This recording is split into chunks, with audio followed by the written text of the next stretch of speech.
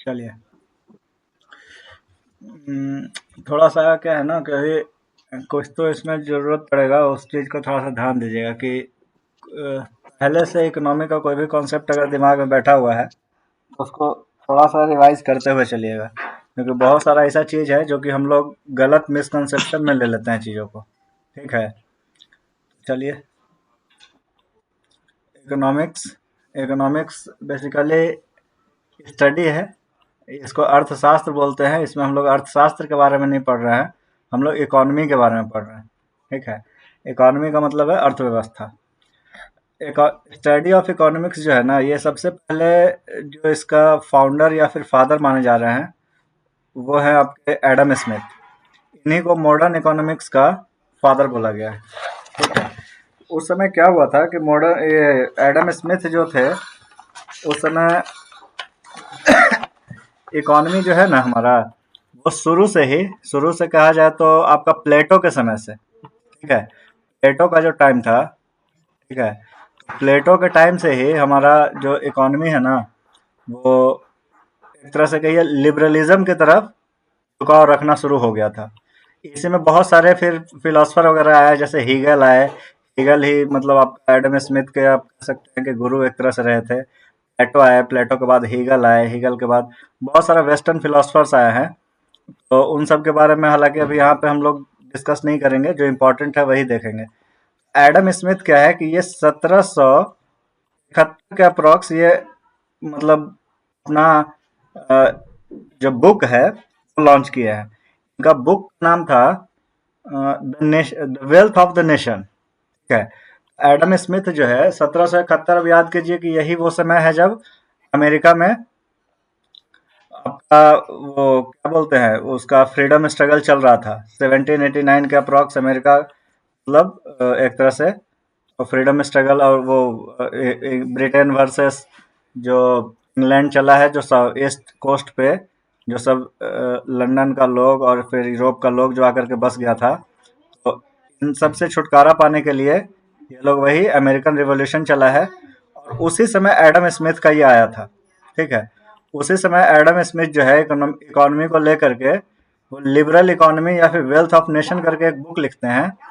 उसी बुक वही बुक जो है ना, वो हमारा मॉडर्न इकोनॉमी का वो एक तरीके से बेस बनता है, जहाँ से कि हम लोग सारे चीज़ों को पढ़ना शुरू करते हैं। उसके बाद अगर थोड़ा सा और देख ले हिस्ट्री में, हिस्ट्री में इसके बाद आते हैं 1800 समथिंग। ठीक है, 1831 के बाद ही मान के चलिए। इसके बाद आते हैं आपके कार्ल मार्क्स। ठीक है, कार्ल मार्क्स जो है आपका सोशलिस्ट इकोनॉमी का फाउंडेशन रखते हैं। यहाँ पे बोलते हैं कि कैपिटलिस्ट इकोनॉमी जो है, हालांकि उसके बारे में हम लोग देखेंगे कि क्या उसका बेनिफिट था, क्या उसका लॉस था। तो सोशलिस्ट इकोनॉमी लेकर के आते हैं कार्ल मार्क्स। कार्ल मार्क्स बोलते हैं कि जो कैपिटलिस्ट इकोनॉमी है उसका सबसे बड़ा ड्रॉबैक ये है कि ये लेबर्स का बहुत ज़्यादा एक्सप्लॉयटेशन करता है, बहुत ज़्यादा उसका दोहन कर रहा है। उनको सही जो वैल्यू होना चाहिए वो सब नहीं मिल रहा है। इनका अपना एक थ्योरी था, तो हम लोग वेस्टर्न फिलोसफी या फिर वेस्टर्न थ्योरी में पढ़ते हैं। कभी कभी क्वेश्चन पूछ देता है कि ये जो एडम स्मिथ थे ये कहाँ के थे। ठीक है, ये स्कॉटिश हैं, स्कॉटलैंड के हैं। ठीक है, ये स्कॉटलैंड के हैं। और कार्ल मार्क्स जो है हमारे, ये जर्मनी के हैं। तो शुरू से ये जो लेफ्ट वर्सेस राइट का जो डिवीजन है, उसको हम लोग मान सकते हैं कि वो इकोनॉमिक बेसिस पे ही उसका डिवीजन हुआ है। यहाँ पे एक तरफ लिबरल थॉट के लोग जो कि एडम स्मिथ के फिलॉसफी को मानना शुरू किए थे, वो सब आते हैं। और वहीं पे कार्ल मार्क्स फिलॉसफी को मानने वाले लोग वो सोशलिस्ट या फिर वही आगे चल के कम्युनिज्म और कम्युनिस्ट में पे ट्रांसफर हो गया, जिसमें कि आपका लेनिन आया। आपका लेनिन के बाद आपका ये रसिया का कौन एक डिक्टेटर आया था जो सेकेंड वर्ल्ड वॉर के टाइम पे था, क्या नाम है उसका, छोड़िए। तो मुसोलिनी। नहीं, मुसोलिनी तो इटली का था ना। वो रसिया वाला कौन था जो अरे यार क्या नाम है, लेनिन के बाद कौन आया वहां पे, खैर छोड़िए, याद आएगा तो उस पर चर्चा करेंगे। तो फिलहाल एडम स्मिथ के बारे में अब देखिए, ये सब जो चीजें हैं ना, अभी क्या हुआ है कि हमारा जो एक तरीके से इकोनॉमी जो चल रहा है वो थोड़ा सा यूएस के फेवर में, यूएस या आप कह लीजिए कि वेस्ट के फेवर में ज़्यादा है, ठीक है। तो इसलिए हम लोग जो भी इकोनॉमी पढ़ते हैं वो कैपिटलिस्ट माइंडसेट से पढ़ते हैं, ठीक है। और हमारा क्वेश्चन भी जो एग्जाम में रहेगा वो कैपिटलिस्ट माइंडसेट को ही मतलब फोकस करके रहेगा, ठीक है। तो हमको उसी के प्रति रुझान रखना है। हालांकि जहाँ पे जरूरत आएगा हम लोग देखते चलेंगे कि कहाँ पे हमारा सोशलिस्ट इकोनॉमी कहाँ पे प्रिवेलेंट हो रहा है। कि इंडिया के केस में अगर देखें तो इंडिया का फ्रीडम स्ट्रगल के बाद से ही इकोनॉमी का जो झुकाव रहा था वो सोशलिस्ट की तरफ रहा था। और जब हम लोग 1991 में लेकर के आते हैं एलपीजी रिफॉर्म, ठीक है, उसके बाद से हमारा जो झुकाव है वो कैपिटलिस्ट की तरफ ज़्यादा झुका है। उसके पहले की अगर हम बात करेंगे, जो भी 5 ईयर प्लान वगैरह हम लोग देखेंगे पढ़ेंगे, उसमें देखेंगे कि हमारा सोशलिस्ट जो नेचर है इकोनॉमी का वही हमारे इकोनॉमी में झलकता है, ठीक है। तो फिलहाल यहाँ पे थोड़ा सा अलग तरीके से पढ़ना है। देखिए एडम स्मिथ क्या बोले थे ना, कि एडम स्मिथ बोले थे कि इकोनॉमी कुछ नहीं है, बस मानवीय व्यवहार का अध्ययन है, ठीक है। अभी मानवीय व्यवहार का अध्ययन इसको समझिए क्या है। जैसे कि हम हैं मनुष्य, आप हैं मनुष्य, पूरा दुनिया में अगर किसी इंडिविजुअल की बात करें तो वो एक मानव को डिनोट करेगा, ठीक है।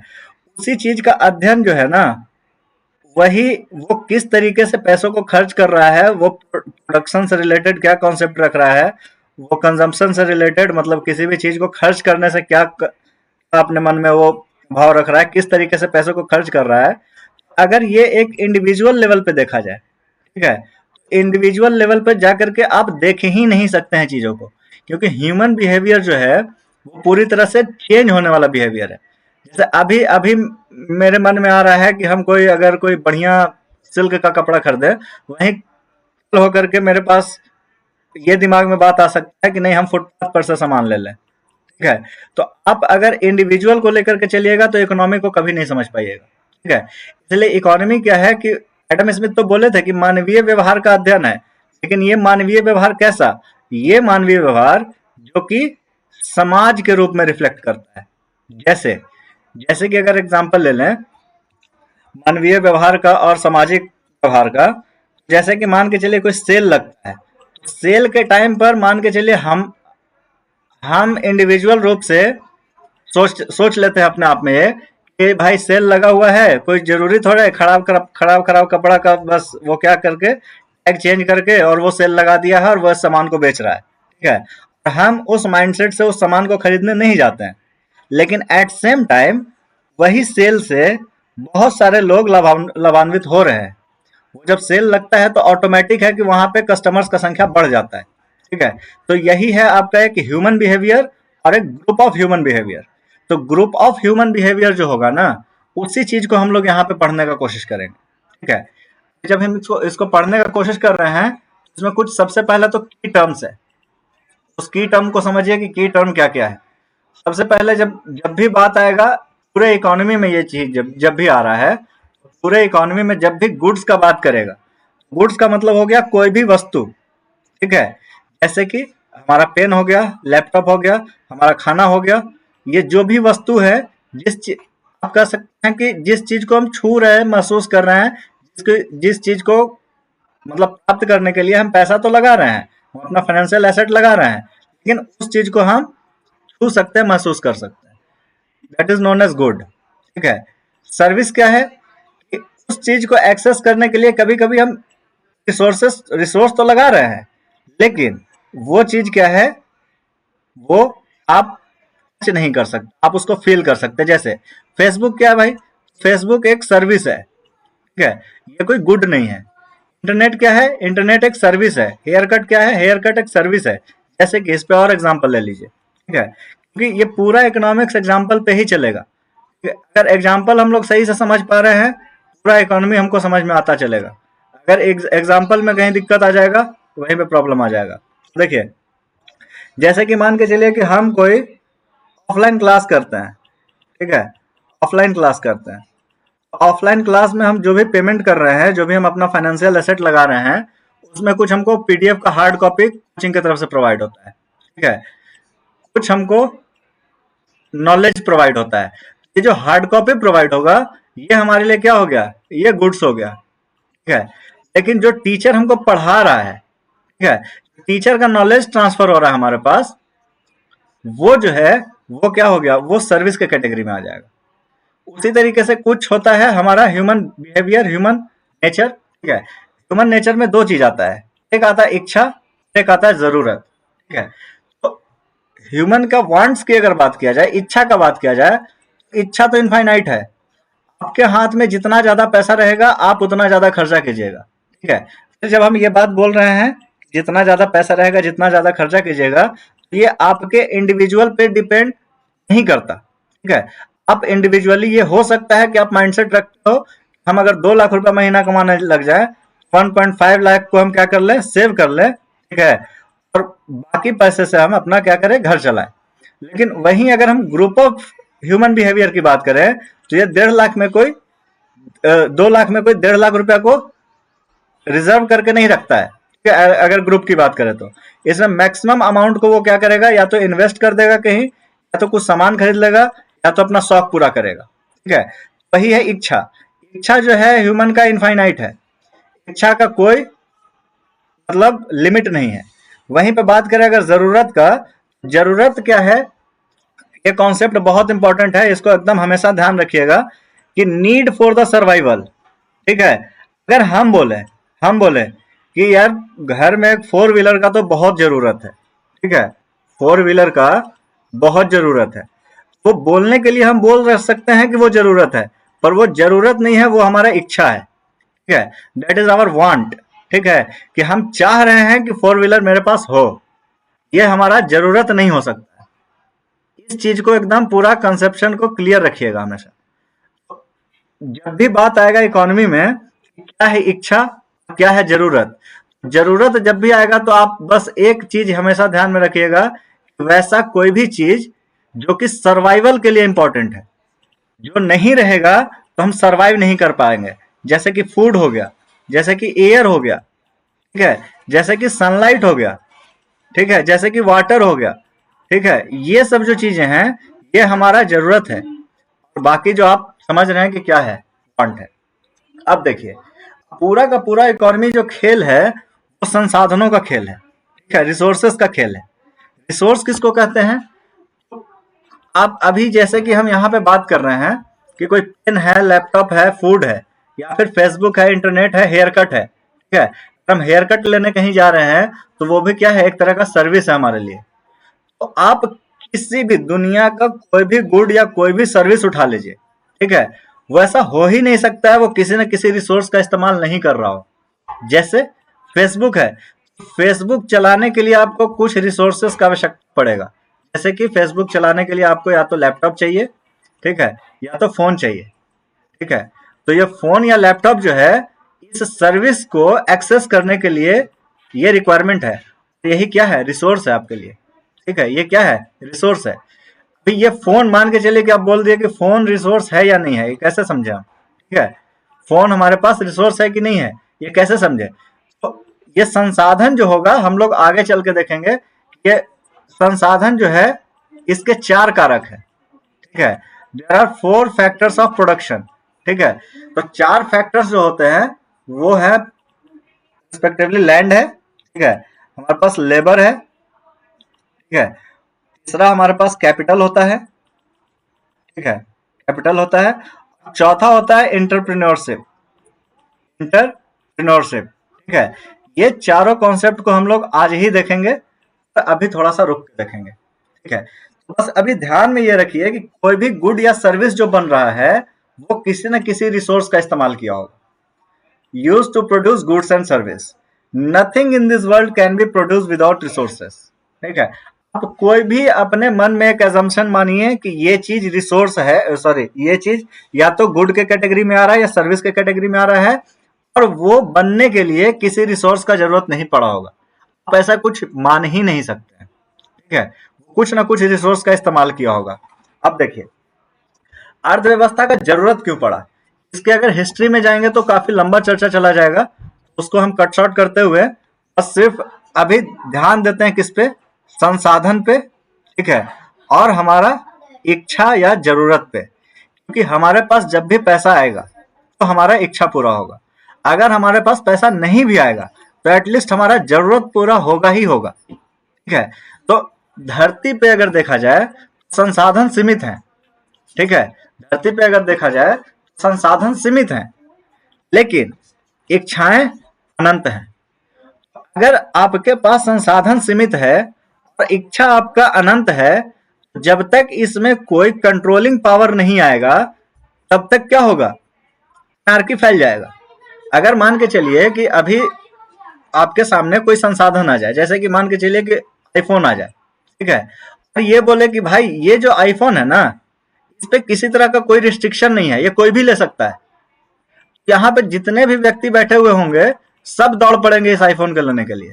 लास्ट में ऐसा कहानी आ जाएगा, इस एक आईफोन को लेने के लिए ये जो सारे लोग दौड़ रहे हैं ये आपस में कट के मर जाएंगे, ठीक है, एक आईफोन के लिए। वही चीज है कि आप पूरे विश्व में अगर देखें तो संसाधन जो भी चीजें हैं वो सीमित संसाधन है, हमारी इच्छाएं अनंत हैं। तो इसी को मैनेज करने के लिए क्या होता है, हम लोग अर्थव्यवस्था पढ़ते हैं कि इस चीज का व्यवस्था। देखिए यहां से कुछ क्वेश्चन अराइज होता है, जैसे कि हमारे पास अगर संसाधन सीमित हैं और असीमित इच्छा और जरूरत है हमारे पास, इससे क्या हो रहा है, इस समस्या का समाधान कैसे होगा, इस समस्या का समाधान किसके द्वारा होगा, इस चीज का जो जवाब देगा वो देगा आपका पॉलिटी, ठीक है। जो संसाधन सीमित संसाधन है उसका बंटवारा लोगों में किस तरीके से होगा, ठीक है, सॉरी, जो सीमित संसाधन है उससे असीमित इच्छा और जरूरत कैसे पूरा होगा, इस समस्या का समाधान प्रदान कौन करता है, हमारा पॉलिटी प्रदान करता है। पॉलिटी कैसे प्रदान करेगा, या तो लोकतंत्र होगा, तो राजा ये बताएगा कि कितना लैंड किसको मिलना चाहिए, कितना रिसोर्स किसको मिलना चाहिए, ठीक है, सॉरी, राजतंत्र में। अगर लोकतंत्र होगा तो यहाँ डेमोक्रेसी से तय होगा सारा चीज, किसके पास कितना संसाधन होना चाहिए। अगर समाजवाद होगा तो ये भी ग्रुप ऑफ पीपल के द्वारा तय होगा, ठीक है, आप कह सकते हैं ग्रुप ऑफ पीपल के द्वारा तय होगा, और इसका जो तरीका है वो लोकतंत्र से अलग होगा। जैसे देखिए लोकतंत्र में तरीका अलग है संसाधन का बंटवारा का, राजतंत्र में अलग है, समाजवाद में अलग है। ये तो हो गया कि संसाधन का बंटवारा किसके द्वारा हो रहा है, ठीक है। अब देखिए किस संसाधन पर अधिकार किसका है, ये चीज कैसे पता चलेगा, ये पता चलेगा आपका समाज में फ्यूडलिज्म है, मोनार्की है, क्या है, यानी कि वो जो सब्जेक्ट है, जो आपका कॉन्सेप्ट है, या कह सकते हैं आप जो जो डिसिप्लिन है जिसमें हम लोग पढ़ते हैं कि संसाधन पर किसका अधिकार होना चाहिए, वो चीज हम लोग पढ़ते हैं समाजशास्त्र में, ठीक है। समस्या समाधान किस तरीके से होना चाहिए इसका, ठीक है, जैसे कि संसाधन सीमित हैं और इच्छाएं अनंत हैं, तो उस अनंत इच्छा का समाधान किस तरीके से होगा, इसके लिए हम लोग क्या हुआ, क्या है, क्या बोल रहे हैं, फ्यूडलिज्म, फ्यूडलिज्म, फ्यूडलिज्म आप कह सकते हैं। ये वो क्या बोलते हैं उसको, पहले भारत में चलता था यार, फ्यूडलिज्म को हिंदी में क्या बोलेंगे, फ्यूडलिज्म, अरे सामंतवादी, सामंतवाद, ठीक है, सामंतवाद है, मतलब अर्थ जानना चाह रहे, सामंतवाद, ठीक है। समस्या का मोनार्की तो समझ में आ रहा है, एकाधिकार होगा, हाँ ये एकाधिकार है। सामंतवाद क्या होता है, सामंतवाद देखिए जैसे क्या होता था ना कि पहले वेस्टर्न में एक कॉन्सेप्ट चलता था इस तरीके का, सबसे ऊपर राजा होता था, ठीक है, राजा के नीचे होते थे कुछ इसके मंत्री, ठीक है, मंत्री जो होता था ना उसके पास लैंड ऑनर होता था, ठीक है, ये सब जो है वो लैंड का अधिकार रखता था, मतलब ये करता था कि किसको क्या लैंड मिलेगा। उसके नीचे आते थे फ्यूडलिज्म, फ्यूडल लॉर्ड्स, ठीक है, फ्यूडल लॉर्ड्स। फ्यूडल लॉर्ड्स जो थे वो दो तरीके के होते थे, एक नाइट, ठीक है, और एक लॉर्ड, ठीक है, एक होता था नाइट्स, एक होता था लॉर्ड्स। तो लॉर्ड्स जो हो गया वो यहाँ पे मंत्री वाले पोस्ट पे बैठता था, नाइट्स जो होता था वो क्या करता था, उसका जमीन का देख रेख करता था। पर जमीन का देख रेख के कंडीशन में क्या होता था ना यहाँ पे कि जैसे ये कोई लॉर्ड है, किसी नाइट को एक जमीन दिया, किसी एक फ्यूडल लॉर्ड को, किसी सामंत को एक जमीन दिया, वो सामंत क्या करता था कि इस कोने पे एक घर बना लेता था, ठीक है, और घर बना के खुद रहता था, और इसके नीचे जो आम जनता है आम जनता से इस पे खेती करवाता था। ठीक है, वो आम जनता से क्या करवा रहा है, इस पे खेती करवा रहा है। और जो आम जनता है उसको सिर्फ खाने भर, जरूरत भर सामान दे दे रहा है, बाकी सारा चीज क्या रख रहा है, अपने पास रख ले रहा है।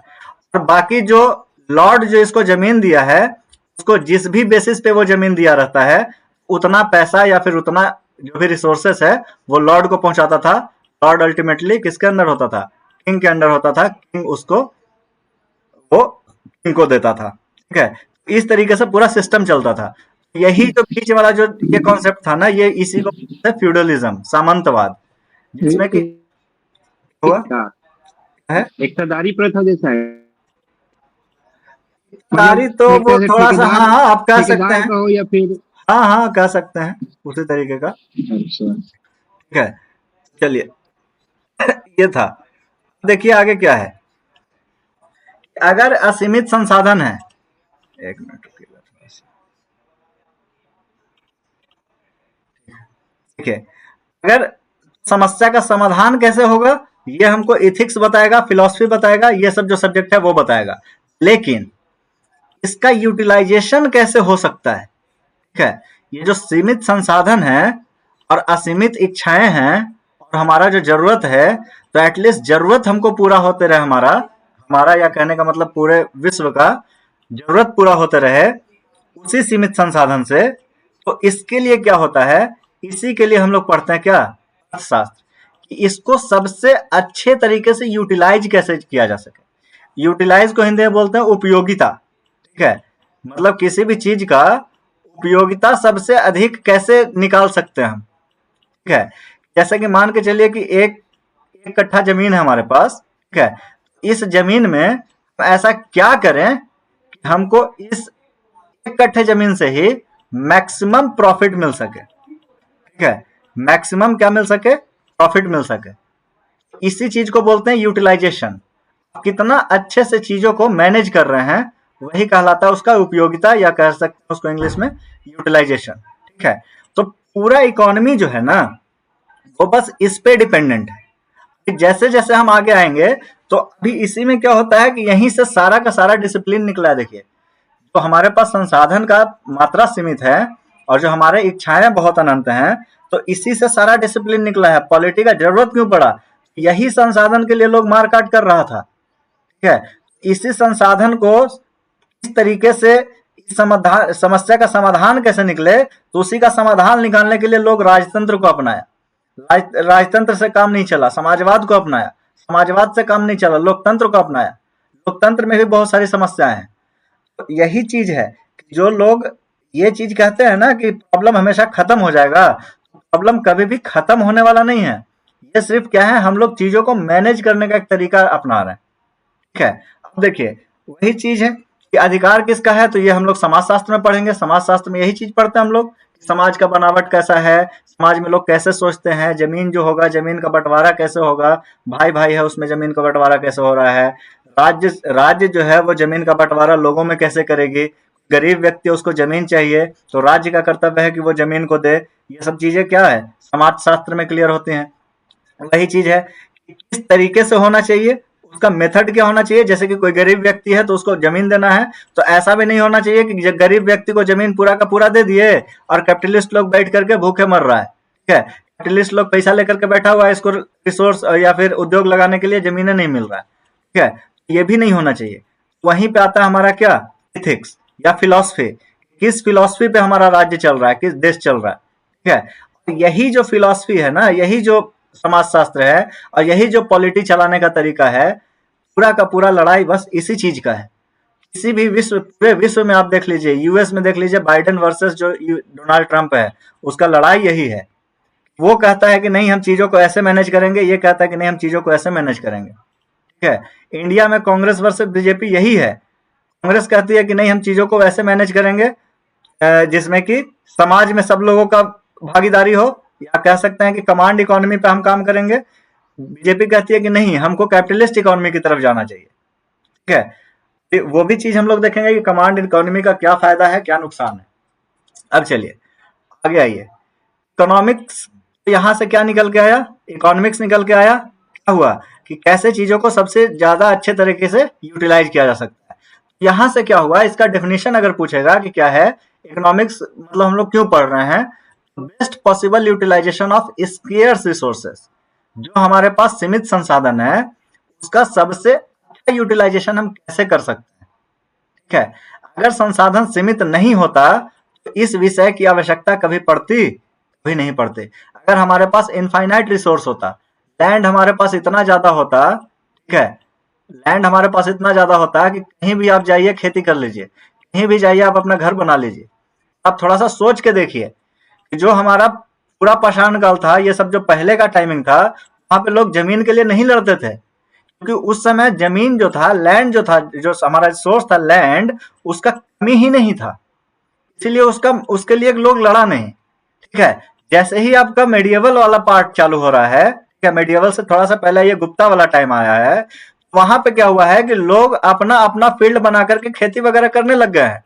ठीक है, और बाकी जगह पे क्या है, जंगल है। ठीक है, लोग क्या चाहते थे, एक राजा चाहता था हम जंगल काटने जाएंगे, जितना रिसोर्स यहाँ पे खर्चा करेंगे उससे अच्छा मार करके यही राजा को मार दो, इसका लैंड हथिया लो। ठीक है, इस लैंड पे क्या कर लें, इसको हम अपना रिसोर्स बना लें कि मैक्सिमम यूटिलाइजेशन कर सके हम रिसोर्स का, क्या संसाधन का। वहीं से क्या है, आपका पूरा का पूरा जो ह्यूमन हिस्ट्री चला है वो कहीं ना कहीं इकोनॉमी पे ही बेस्ड चला है। ठीक है, उसी तरीके से अगर हम इकोनॉमी का अगर वर्गीकरण करना चाहें तो इसको हम लोग आते हैं थोड़ा सा मॉडर्न थिंकिंग पे। ठीक है, कि मॉडर्न थिंकिंग में कैसे हम लोग इसका वर्गीकरण कर रहे हैं। इसको हम लोग जनरली दो भाग में बांटते हैं, माइक्रो इकोनॉमिक्स और मैक्रो इकोनॉमिक्स। माइक्रो इकोनॉमिक्स और मैक्रो इकोनॉमिक्स क्या है, ये थोड़ा सा देखिए। हो गया खत्म। ठीक है, देखिए माइक्रो इकोनॉमिक्स क्या कहता है कि जैसे कि माइक्रो इकोनॉमिक्स है, ये स्टडी ऑफ इंडिविजुअल है। जैसे कि हम कोई एक फर्म खोले हैं, हम कोई एक बिजनेस चला रहे हैं, तो इस पर्टिकुलर बिजनेस में हमको कितना फायदा हो रहा है, कितना नुकसान हो रहा है, कितना रिसोर्स लगाए हैं, उस रिसोर्स पे हमको प्रॉफिट कितना हो रहा है, लॉस कितना हो रहा है, ये सब चीज जो देखेंगे हम एक इंडिविजुअल लेवल पे, यही चीज को हम लोग क्या कहते हैं, माइक्रो इकोनॉमिक्स। ठीक है, सूक्ष्म अर्थव्यवस्था। यही चीज जो अगर पूरे विश्व के स्तर पे हो, पूरे देश के स्तर पे हो जाए, ठीक है, अगर पूरा इंडिया कितना रिसोर्स जनरेट कर रहा है, पूरा इंडिया का क्या गुड्स एंड सर्विसेज का प्रोडक्शन है, ठीक है, उसका इंपोर्ट कितना है, उसका एक्सपोर्ट कितना है, अगर पूरे मतलब वाइडर लेवल पे हम इस चीज का चर्चा करने लगे तो वही क्या कहलाता है, मैक्रो इकोनॉमिक्स। हम लोग का जो अभी पढ़ने का तरीका होगा वो होगा कि हम लोग सबसे पहले समझेंगे माइक्रो इकोनॉमिक्स को, और इसी माइक्रो इकोनॉमिक्स को हम लोग क्या करेंगे, इम्प्लीमेंट करके देखेंगे मैक्रो इकोनॉमिक्स पे, कितना हद तक ये मैक्रो इकोनॉमिक्स और माइक्रो इकोनॉमिक्स आपस में कनेक्टेड है, इंटरकनेक्टेड है। कुछ जगहों पर आएगा कि माइक्रो में काम अलग चल रहा है, मैक्रो में काम अलग चल रहा है, लेकिन मैक्सिमम आप कह सकते हैं कि 80% केसेस में, ठीक है, जो माइक्रो में हम चीजें पढ़ेंगे वही चीज रिपीट होगा हमारे पास मैक्रो इकोनॉमिक्स में। ठीक है, इसी तरीके से देखिए क्या होता है, अर्थव्यवस्था का वर्गीकरण करने के लिए हम लोग दो तरीके का और टूल अपनाते हैं, एक होता है पॉजिटिव इकोनॉमिक्स और एक होता है नॉर्मेटिव इकोनॉमिक्स। ठीक है, इसके बारे में क्यों कर रहे हैं, ये वाला चीज जो है ना, एक बार एसएससी के किसी एग्जाम में पूछे हुए हैं। ठीक है, पॉजिटिव इकोनॉमिक्स और नॉर्मेटिव इकोनॉमिक्स क्या होता है। पॉजिटिव इकोनॉमिक्स जो होता है ये होता है फैक्ट बेस्ड स्टेटमेंट। ठीक है, कहने का मतलब है कि जो यहाँ पे हम लोग बहसबाजी करते हैं, ठीक है, हम लोग बहसबाजी करते हैं नॉर्मेटिव इकोनॉमिक्स पे। हम बोलते हैं कि भारत में इन्फ्लेशन क्या है, बढ़ा हुआ है। हम क्या बोल रहे हैं कि भारत में इन्फ्लेशन बढ़ा हुआ है। कोई पूछे कि इन्फ्लेशन कितना बढ़ा हुआ है, भाई पता नहीं, लेकिन दाल तो महंगा मिल रहा है। ठीक है, इन्फ्लेशन बढ़ा हुआ है। ठीक है, ये हुआ एक तरीके का बहस। दूसरे तरीके का बहस क्या हुआ कि एक व्यक्ति है, जैसे मान के चलिए कोई बीजेपी सपोर्टर है, आप ऐसे समझ लीजिए, आरबीआई बोलती है कि 4% ±2% का इन्फ्लेशन हम लोग सह सकते हैं। मतलब कि 6% के अंदर अगर इन्फ्लेशन है, वो इन्फ्लेशन देश की अर्थव्यवस्था के लिए सही है। प्रेजेंट टाइम में इन्फ्लेशन 5.5% है। ठीक है, तो क्या ये इन्फ्लेशन इंडिया के लिए अच्छा है? जो इकोनॉमिस्ट इस चीज को गलत देखेगा, जिसको लगेगा कि नहीं ये 6% का आप टॉलरेंस रखे हैं 5.5% पे आप पहुंच गए हैं, तो ये देश के लिए अच्छा नहीं है। ठीक है, आप इसके लिमिट पे जा रहे हैं, आपको 4 से 5 के बीच में रहना चाहिए। इन्फ्लेशन अभी देश में बढ़ा हुआ है, ये आपके लिए गलत है। ठीक है, तो कहने का मतलब है कि पॉजिटिव इकोनॉमिक्स और नॉर्मेटिव इकोनॉमिक्स में अंतर यही है कि positive economics fact based statement होता है, जैसे कि इन्फ्लेशन जो है अभी भारत का 5% है, ये हुआ पॉजिटिव इकोनॉमिक्स। ठीक है, जिसमें कि फैक्ट बोला गया, इसको वेरीफाई किया जा सकता है, दिस कैन बी वेरीफाइड। ठीक है, इसको हम वेरीफाई कर सकते हैं, ये जो बात बोला जा रहा है वो सही बोला जा रहा है या गलत बोला जा रहा है।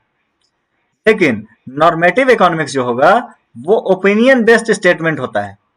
इसी का एग्जांपल लीजिए आप रघुराम राजन वाला कॉन्सेप्ट से। ठीक है, रघुराम राजन आए, ठीक है, रघुराम राजन आए, जो जो इंडिया का फैक्ट था उस पूरे फैक्ट पे बात की है, लेकिन उनका ओपिनियन ये था कि ये दिस गिवन फैक्ट के अनुसार हम इस नतीजे पे पहुंच रहे हैं, इंडिया इकोनॉमिक रिसेशन में जा रहा है, इंडिया का इकोनॉमिक कंडीशन सही नहीं है। ठीक है, लग गए दोनों तरफ से लोग। ठीक है, ये ऐसे कैसे बोल सकता है, अच्छा नहीं है, ये है वो है। ठीक है, तो वहां पे क्या है कि वो अपने जगह पे वो गलत नहीं है। क्यों? क्योंकि वो उनका ओपिनियन बेस्ड स्टेटमेंट है। जो डाटा आप दे के रखे हैं, जो डाटा आरबीआई दे के रखी है, उसका एनालिसिस करते हुए वो बताएं inflation of India is high और शुड बी लोअर्ड। भारत में इन्फ्लेशन क्या है, बढ़ चुका है या बढ़ रहा है, तो ये कम होना चाहिए। ठीक है, ये उनका असेसमेंट था। इधर लोगों का असेसमेंट क्या था, 4% प्लस माइनस 2%, आरबीआई कहती है इतना इन्फ्लेशन तो होना चाहिए। और देखिए इन्फ्लेशन क्या है ना, कि इन्फ्लेशन को आप ऐसे समझिए, सब्जी में जो नमक डालते हैं हम लोग, इन्फ्लेशन इकोनॉमिक्स में वही काम करता है। अगर इकोनॉमिक्स में, अगर पूरे इकोनॉमी में इन्फ्लेशन ना रहे, तो आपका जो भी इंपोर्ट एक्सपोर्ट है वो बहुत बुरी तरीके से प्रभावित होगा। ठीक है, आप डेवलप कर ही नहीं सकते हैं। अगर आपके पास इन्फ्लेशन नहीं है तो स्टैगफ्लेशन आ जाएगा, मंदी आ जाएगा। मंदी जो है वो ज्यादा खतरनाक है इन्फ्लेशन से। इन्फ्लेशन को कहीं ना कहीं आप कंट्रोल कर सकते हैं। जब मंदी आ जाता है, आर्थिक मंदी आ जाता है, तो ये बहुत ज्यादा प्रॉब्लम क्रिएट कर देता है। ठीक है, इसमें सबसे ज्यादा गरीब लोग जो है वो आर्थिक मंदी में झुलसते हैं। ठीक है, ये देखिए वो आगे का चर्चा है, आगे हम लोग उस पर भी बात करेंगे कि कैसे ये चीज हम वेरीफाई करेंगे कि कैसे इन्फ्लेशन सही है और कैसे मंदी गलत है। ठीक है, इस चीज पे भी हम लोग चर्चा करेंगे आगे। तो ये क्या है कि ओपिनियन बेस्ड है, इसको आप वेरीफाई नहीं कर सकते हैं। ठीक है, चलिए अब देखिए माइक्रो इकोनॉमिक्स जो है ना, माइक्रो इकोनॉमिक्स चूंकि इंडिविजुअल का इकोनॉमिक्स है, तो इंडिविजुअल क्या हो सकता है, हम एज ए इंडिविजुअल या तो प्रोड्यूसर हो सकते हैं, या तो एज ए इंडिविजुअल हम क्या हो सकते हैं, कंज्यूमर हो सकते हैं। एक प्रोड्यूसर और एक कंज्यूमर का क्या रिलेशन होना चाहिए, सबसे पहले तो ये समझ लीजिए। प्रोड्यूसर को हम लोग जनरली क्या कह देते हैं, कोई भी जो बिजनेस है या फर्म है, ठीक है, ये क्या हो जाएगा, एक प्रोड्यूसर हो जाएगा। कोई भी जो इंडिविजुअल है जो इस बिजनेस या फर्म का जो सामान को वो एक्सेप्ट कर रहा है, खरीद रहा है, उसको खा रहा है, उसका इस्तेमाल कर रहा है, वो क्या हो गया, वो हो गया एक तरीके से कंज्यूमर। अब देखिए माइक्रो इकोनॉमिक्स की अगर बात करें, हम माइक्रो इकोनॉमिक्स की बात करें, तो एक व्यक्ति जो है ना वो प्रोड्यूसर भी हो सकता है और कंज्यूमर भी हो सकता है। एक व्यक्ति प्रोड्यूसर भी हो सकता है, कंज्यूमर भी हो सकता है।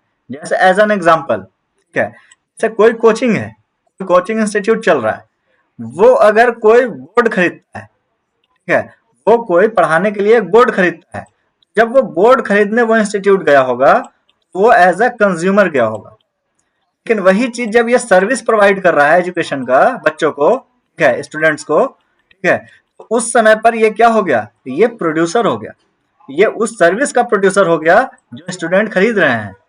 ये कंज्यूमर क्या हो गया, ये उस प्रोडक्ट का कंज्यूमर हो गया जो इसको जरूरत था। यानी कि ये क्वेश्चन पूछा हुआ है कि क्या कोई individual eight same time producer और कंज्यूमर हो सकता है, जवाब है नहीं, एट सेम टाइम नहीं हो सकता है।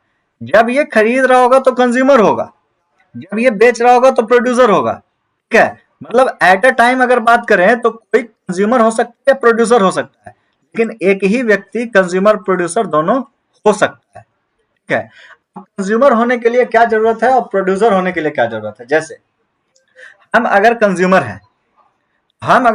हैं, तो हम प्रोड्यूसर से क्या इच्छा रखेंगे? हम प्रोड्यूसर से क्या ऐसा चीज का डिमांड करेंगे कि जो तुम हमको दोगे तो हम तुम्हारा सामान खरीदें? हम अगर प्रोड्यूसर हैं, हम आपसे क्या इच्छा रखेंगे कि आप वो चीज हमको दीजिए तो हम और ज्यादा से ज्यादा प्रोड्यूस करेंगे।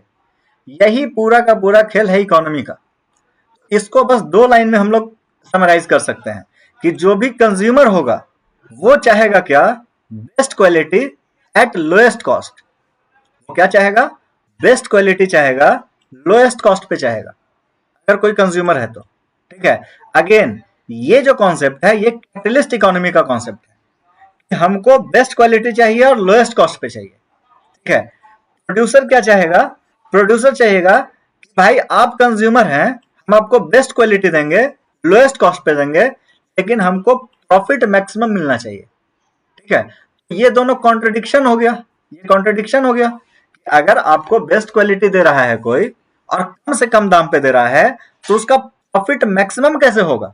ठीक है, प्रॉफिट मैक्सिमम होगा नंबर ऑफ कंज्यूमर को बढ़ाने से। इसीलिए देखते हैं जितना भी आपका जितना भी फॉर्म है, जितना भी बिजनेस है, वो इस चीज पे तो ध्यान रखता है कि उसको बेस्ट क्वालिटी देना है, लोएस्ट कॉस्ट पे देना है, लेकिन वो साथ साथ ये भी चीज को ध्यान रखता है हमारे पास कंज्यूमर मैक्स टू मैक्स हो।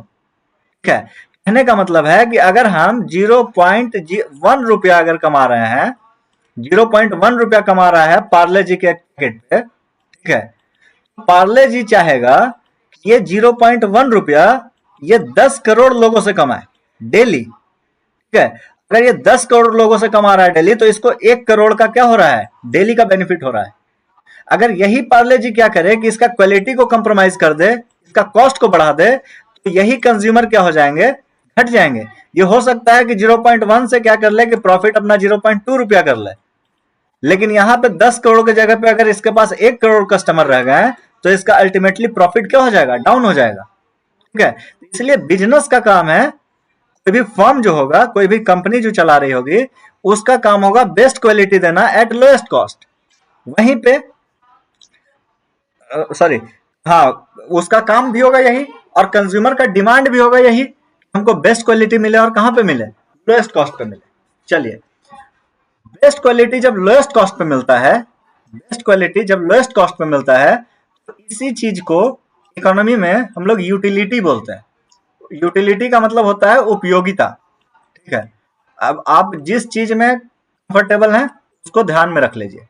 आपको लग रहा है उपयोगिता आपके लिए ज्यादा अच्छा टर्म है, आप उपयोगिता याद रखिए। यूटिलिटी लग रहा है कि ज्यादा अच्छा टर्म है, यूटिलिटी रखिए। ठीक है, यानी कि अगर बेस्ट क्वालिटी आपको लोएस्ट कॉस्ट पे मिल रहा है, यानी कि आप उस चीज का उपयोगिता आपके लिए बहुत ज्यादा है। ठीक है, अब देखिए यही यूटिलिटी जो है ना, ये कैसे काम करेगा हम लोग देखेंगे अभी यूटिलिटी का ग्राफ।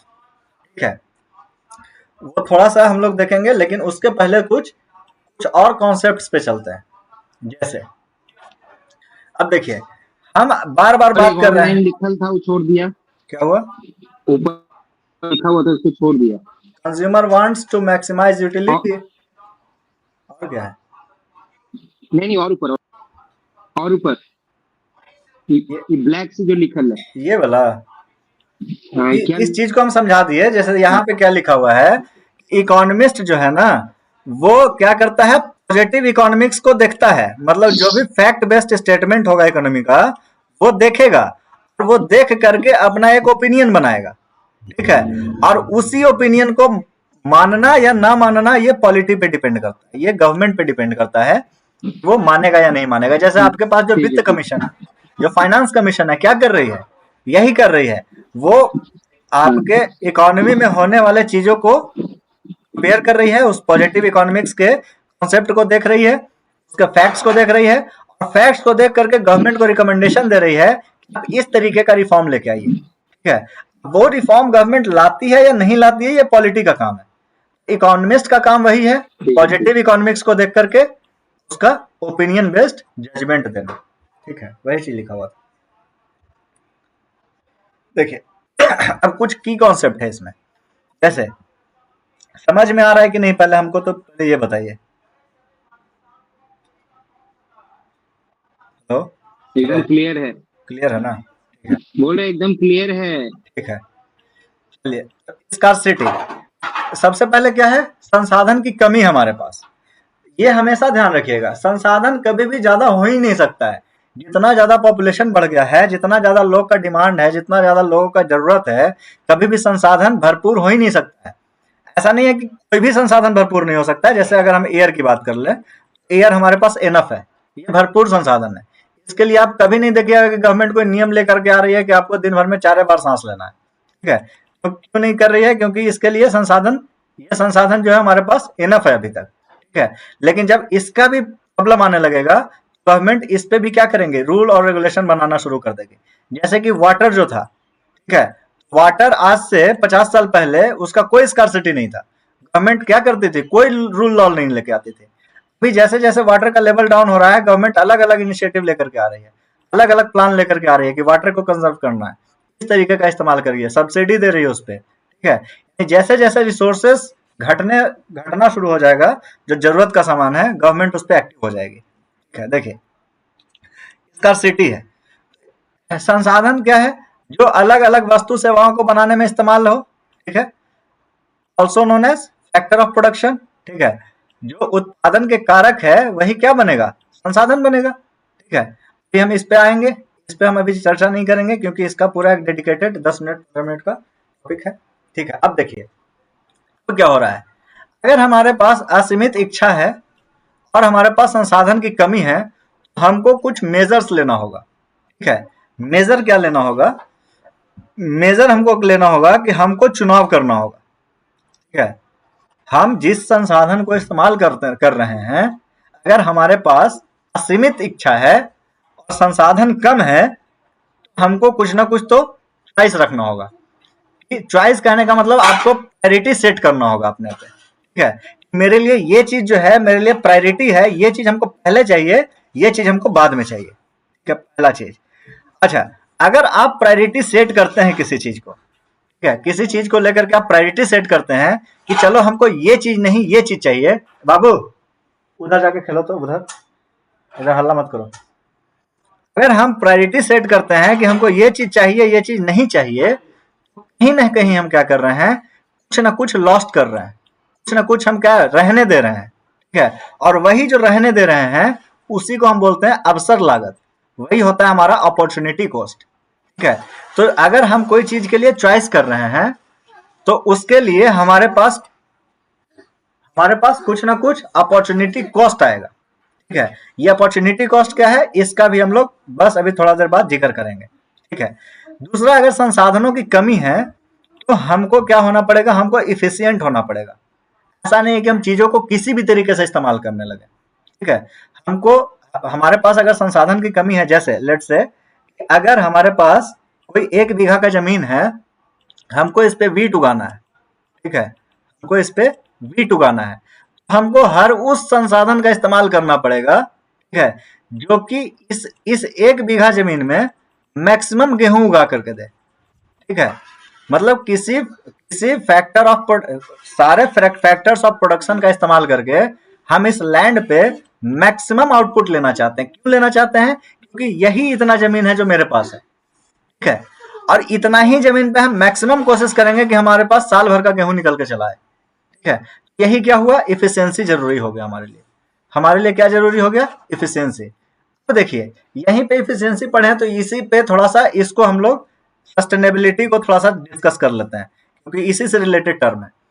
तो अगर हमको वीट उपजाना है, हम अधिक से अधिक उपजाने के चक्कर में ऐसा नहीं कर लेंगे, इसमें क्या करें कि इतना ज्यादा केमिकल, इतना सारा पेस्टिसाइड, इतना सारा फर्टिलाइजर यूज कर लें, 10 साल के बाद, ठीक है, 10 साल के बाद ये खेत गेहूं उगाने लायक रहे ही नहीं। ठीक है, हमको ये काम भी नहीं करना है, हमको काम करना है कि मैक्सिमम वीट उपजाना है, लेकिन इस तरीके से उपजाना है कि 10 साल नहीं 50 साल के बाद भी, ठीक है, उतना ही वीट प्रोड्यूस करके दे जितना कि अभी दे रहा है। ठीक है, इसको हम लोग बोलते हैं सस्टेनेबिलिटी। ठीक है, सस्टेनेबिलिटी को हिंदी में बोलते हैं वहनीयता, वहनीयता।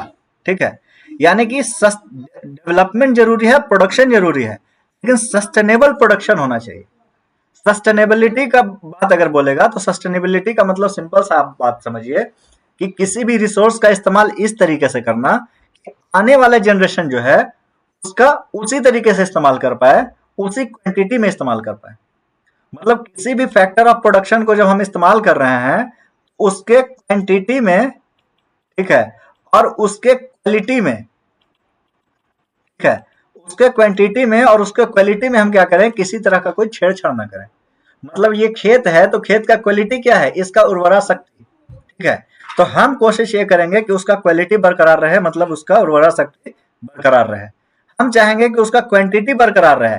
ऐसा नहीं करेंगे कि यहाँ तक खेत है और इसमें इतना इतना खेत को हम क्या किए, इसमें से मिट्टी कोड़ के घर बना लिए, और पता चला कि अब जो मिट्टी बच रहा है उसमें इसका उर्वरक क्षमता ही खत्म हो गया, ठीक है, मतलब उसका क्वांटिटी ही खत्म कर दिया, ठीक है। तो इसके क्वांटिटी को और क्वालिटी को दोनों को क्या करना है, मेंटेन करके रखना है। इसी चीज को क्या बोलते हैं, सस्टेनेबिलिटी बोलते हैं। इसी के लिए एसडीजी वगैरह बहुत सारे सस्टेनेबल डेवलपमेंट गोल्स और क्या क्या बहुत सारे चीज इस पे अभी चल रहे हैं, ठीक है। जो कार्बन इमिशन हो रहा है वो इसीलिए हो रहा है, सस्टेनेबिलिटी का ही प्रॉब्लम है, ठीक है। जो ओजोन का डिप्लेशन हो रहा है वो सस्टेनेबिलिटी का ही प्रॉब्लम है। हम डेवलपमेंट के सुर में इतना ज्यादा आ गए, इतना ज्यादा फर्टिलाइजर, इतना ज्यादा हम लोग गैस वगैरह इस्तेमाल कर लिए कि अब ओजोन में डिप्लेशन हो रहा है, हमारा ग्लोबल वार्मिंग हो रहा है, ग्लेशियर घट रहा है, ठीक है। यानी ये सब जो चीज है सस्टेनेबिलिटी का प्रॉब्लम है, ठीक है। ऐसा नहीं करना हमको। अब देखिए, इफिशियंसी जरूरत है तो इफिशियंसी दो तरीके का हो सकता है। इफिशियंसी दो तरीके का हो सकता है। एक हो सकता है प्रोडक्टिव इफिशियंसी, एक हो सकता है एलोकेटिव इफिशियंसी। तो इस चीज को समझिए कि क्या है प्रोडक्टिव इफिशियंसी। क्या है कि जैसे अभी अभी हम बात किए कि यहाँ पे हमको वीट लगाना है, हमको यहाँ पे गेहूं उपजाना है, ठीक है। तो इस पर्टिकुलर लैंड में जो मैक्सिमम अमाउंट ऑफ गेहूं उपज सकता है, हम अगर उतना उपजा लेते हैं, ये हो गया हमारे पास प्रोडक्टिव इफिशियंसी, ठीक है। ये हो गया हमारे पास क्या, प्रोडक्टिव इफिशियंसी। वहीं पे एलोकेटिव इफिशियंसी क्या हुआ, जैसे कि हमारे पास इतना ही लैंड था, हमको यहाँ पे गेहूं उपजाना था, लेकिन हम देखें कि गेहूं उपजा रहे हैं, साथ ही साथ क्या हो, अगर हम इतने पार्ट में गेहूं उपजा लें और इतने पार्ट में हम क्या करें, सब्जी लगा लें, क्योंकि गर्मी में सब्जी का दाम हो जाता है हाई, ठीक है। हम क्या कर लें कि इधर क्या कर लें, थोड़ा सा सब्जी लगा लें और इधर क्या कर लें, अपना गेहूं उपजा लें। ऑब्वियस सी बात है, गेहूं का उत्पादन जो है अगर आप कम एरिया में कर रहे हैं तो उत्पादन आपका घट जाएगा। और वहीं पे क्या होगा, वेजिटेबल जो आपके पास नहीं था, वो वेजिटेबल का उत्पादन आपके पास क्या हो जाएगा, बढ़ जाएगा, यानी वेजिटेबल आपको खरीदना नहीं पड़ेगा। इसी चीज को हम बोलते हैं एलोकेटिव इफिशियंसी, ठीक है। एलोकेटिव कि संसाधनों को इस तरीके से इस्तेमाल करना, हमारा प्रोडक्टिविटी मैक्सिमम हो। देखिए, प्रोडक्टिविटी में यहाँ पे कोई कंप्रोमाइज नहीं है। जितना वेजिटेबल हम इस एरिया में उगा सकते हैं उतना उगा रहे हैं, जितना गेहूं हम इस एरिया में उगा सकते हैं उतना हम उगा रहे हैं। लेकिन हम क्या कर रहे हैं, हम जमीन को एलोकेट कर दिए, ठीक है। जमीन को हम क्या कर दिए, आवंटित कर दिए, ठीक है। इतने के लिए हम वीट उपजा रहे हैं, इतने के लिए हम गेहूं अपना सब्जी उपजा रहे हैं। यानी कि एलोकेटिव इफिशियंसी क्या होगा, जब भी एलोकेटिव इफिशियंसी आएगा, यहाँ पे आएगा अपॉर्चुनिटी कॉस्ट, जो अभी अभी हम बात किए कि अपॉर्चुनिटी कॉस्ट आएगा। अपॉर्चुनिटी कॉस्ट क्या है कि अगर पूरे में हम 10 टन गेहूं उपजा रहे थे, ठीक है, इतने में हम क्या कर रहे हैं, 8 टन गेहूं उपजा रहे हैं, और प्लस 2 टन हम क्या कर रहे हैं, वेजिटेबल उपजा रहे हैं। 2 टन हम क्या कर ले रहे हैं, टोटल वेजिटेबल उपजा रहे हैं। तो ये जो 2 टन गेहूं हम कम उपजाए हैं, ठीक है, ये 10 टन से जो 8 टन पे आए हैं, यही 2 टन गेहूं जो है हमारा, 2 टन का गेहूं जो है वो हमारा क्या हुआ, अपॉर्चुनिटी कॉस्ट हो गया, ठीक है। यही 2 टन का गेहूं क्या हो गया हमारे पास, अपॉर्चुनिटी कॉस्ट हो गया। कि 2 टन वेजिटेबल उत्पादन के लिए अपने 2 टन गेहूं को क्या कर दिया, सेक्रीफाइस कर दिया एक तरह से, ठीक है। और यही सेक्रीफाइस किया, इसी को हम बोलते हैं allocative efficiency. Allocative efficiency economy के लिए कैसे इंपॉर्टेंट है, जैसे मान के चलिए कि कोई फर्म है, ठीक है, कोई फर्म है, ठीक है, ये क्या बना रहा है, वॉलीबॉल बना रहा है और फुटबॉल बना रहा है, ठीक है। अभी सॉरी, एक बैट, क्रिकेट बैट बना रहा है, ठीक है, क्रिकेट किट बना रहा है, और एक फुटबॉल किट बना रहा है, ऐसे मान लीजिए, ठीक है, क्रिकेट किट बना रहा है, फुटबॉल किट बना रहा है। टाइम आया आईपीएल का, ठीक है, टाइम आया क्या, आईपीएल का। आईपीएल का जब टाइम आया तो ये क्या हुआ, यहाँ पे इसका डिमांड बढ़ने लगा, क्रिकेट किट का डिमांड बढ़ने लगा।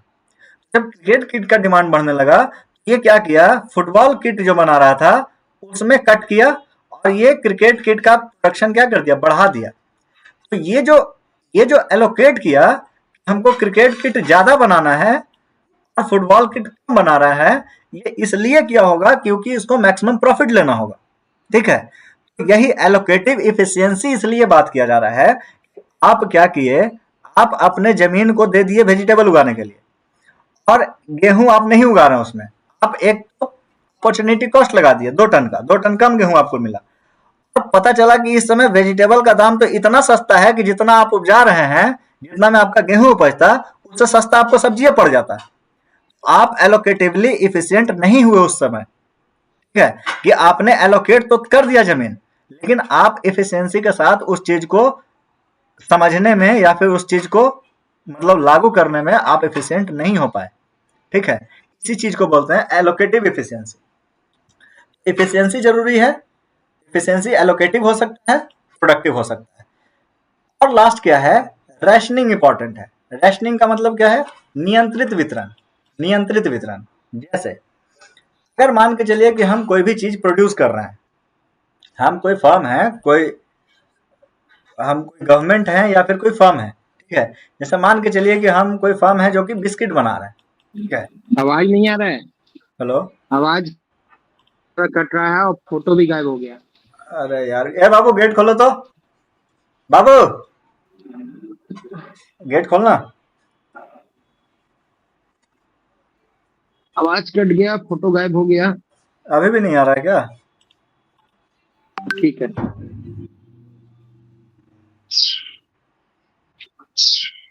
ठीक है, हाँ फोटो ठीक है, आ रहा है। ठीक है। कितना टाइम हो गया? अच्छा, अभी तो बहुत टाइम है। देखिए, तो यहाँ पे क्या हुआ कि कहाँ थे, हाँ, कि हाँ, नेक्स्ट क्या है, रैशनिंग इंपॉर्टेंट है। रैशनिंग का मतलब क्या है, नियंत्रित वितरण।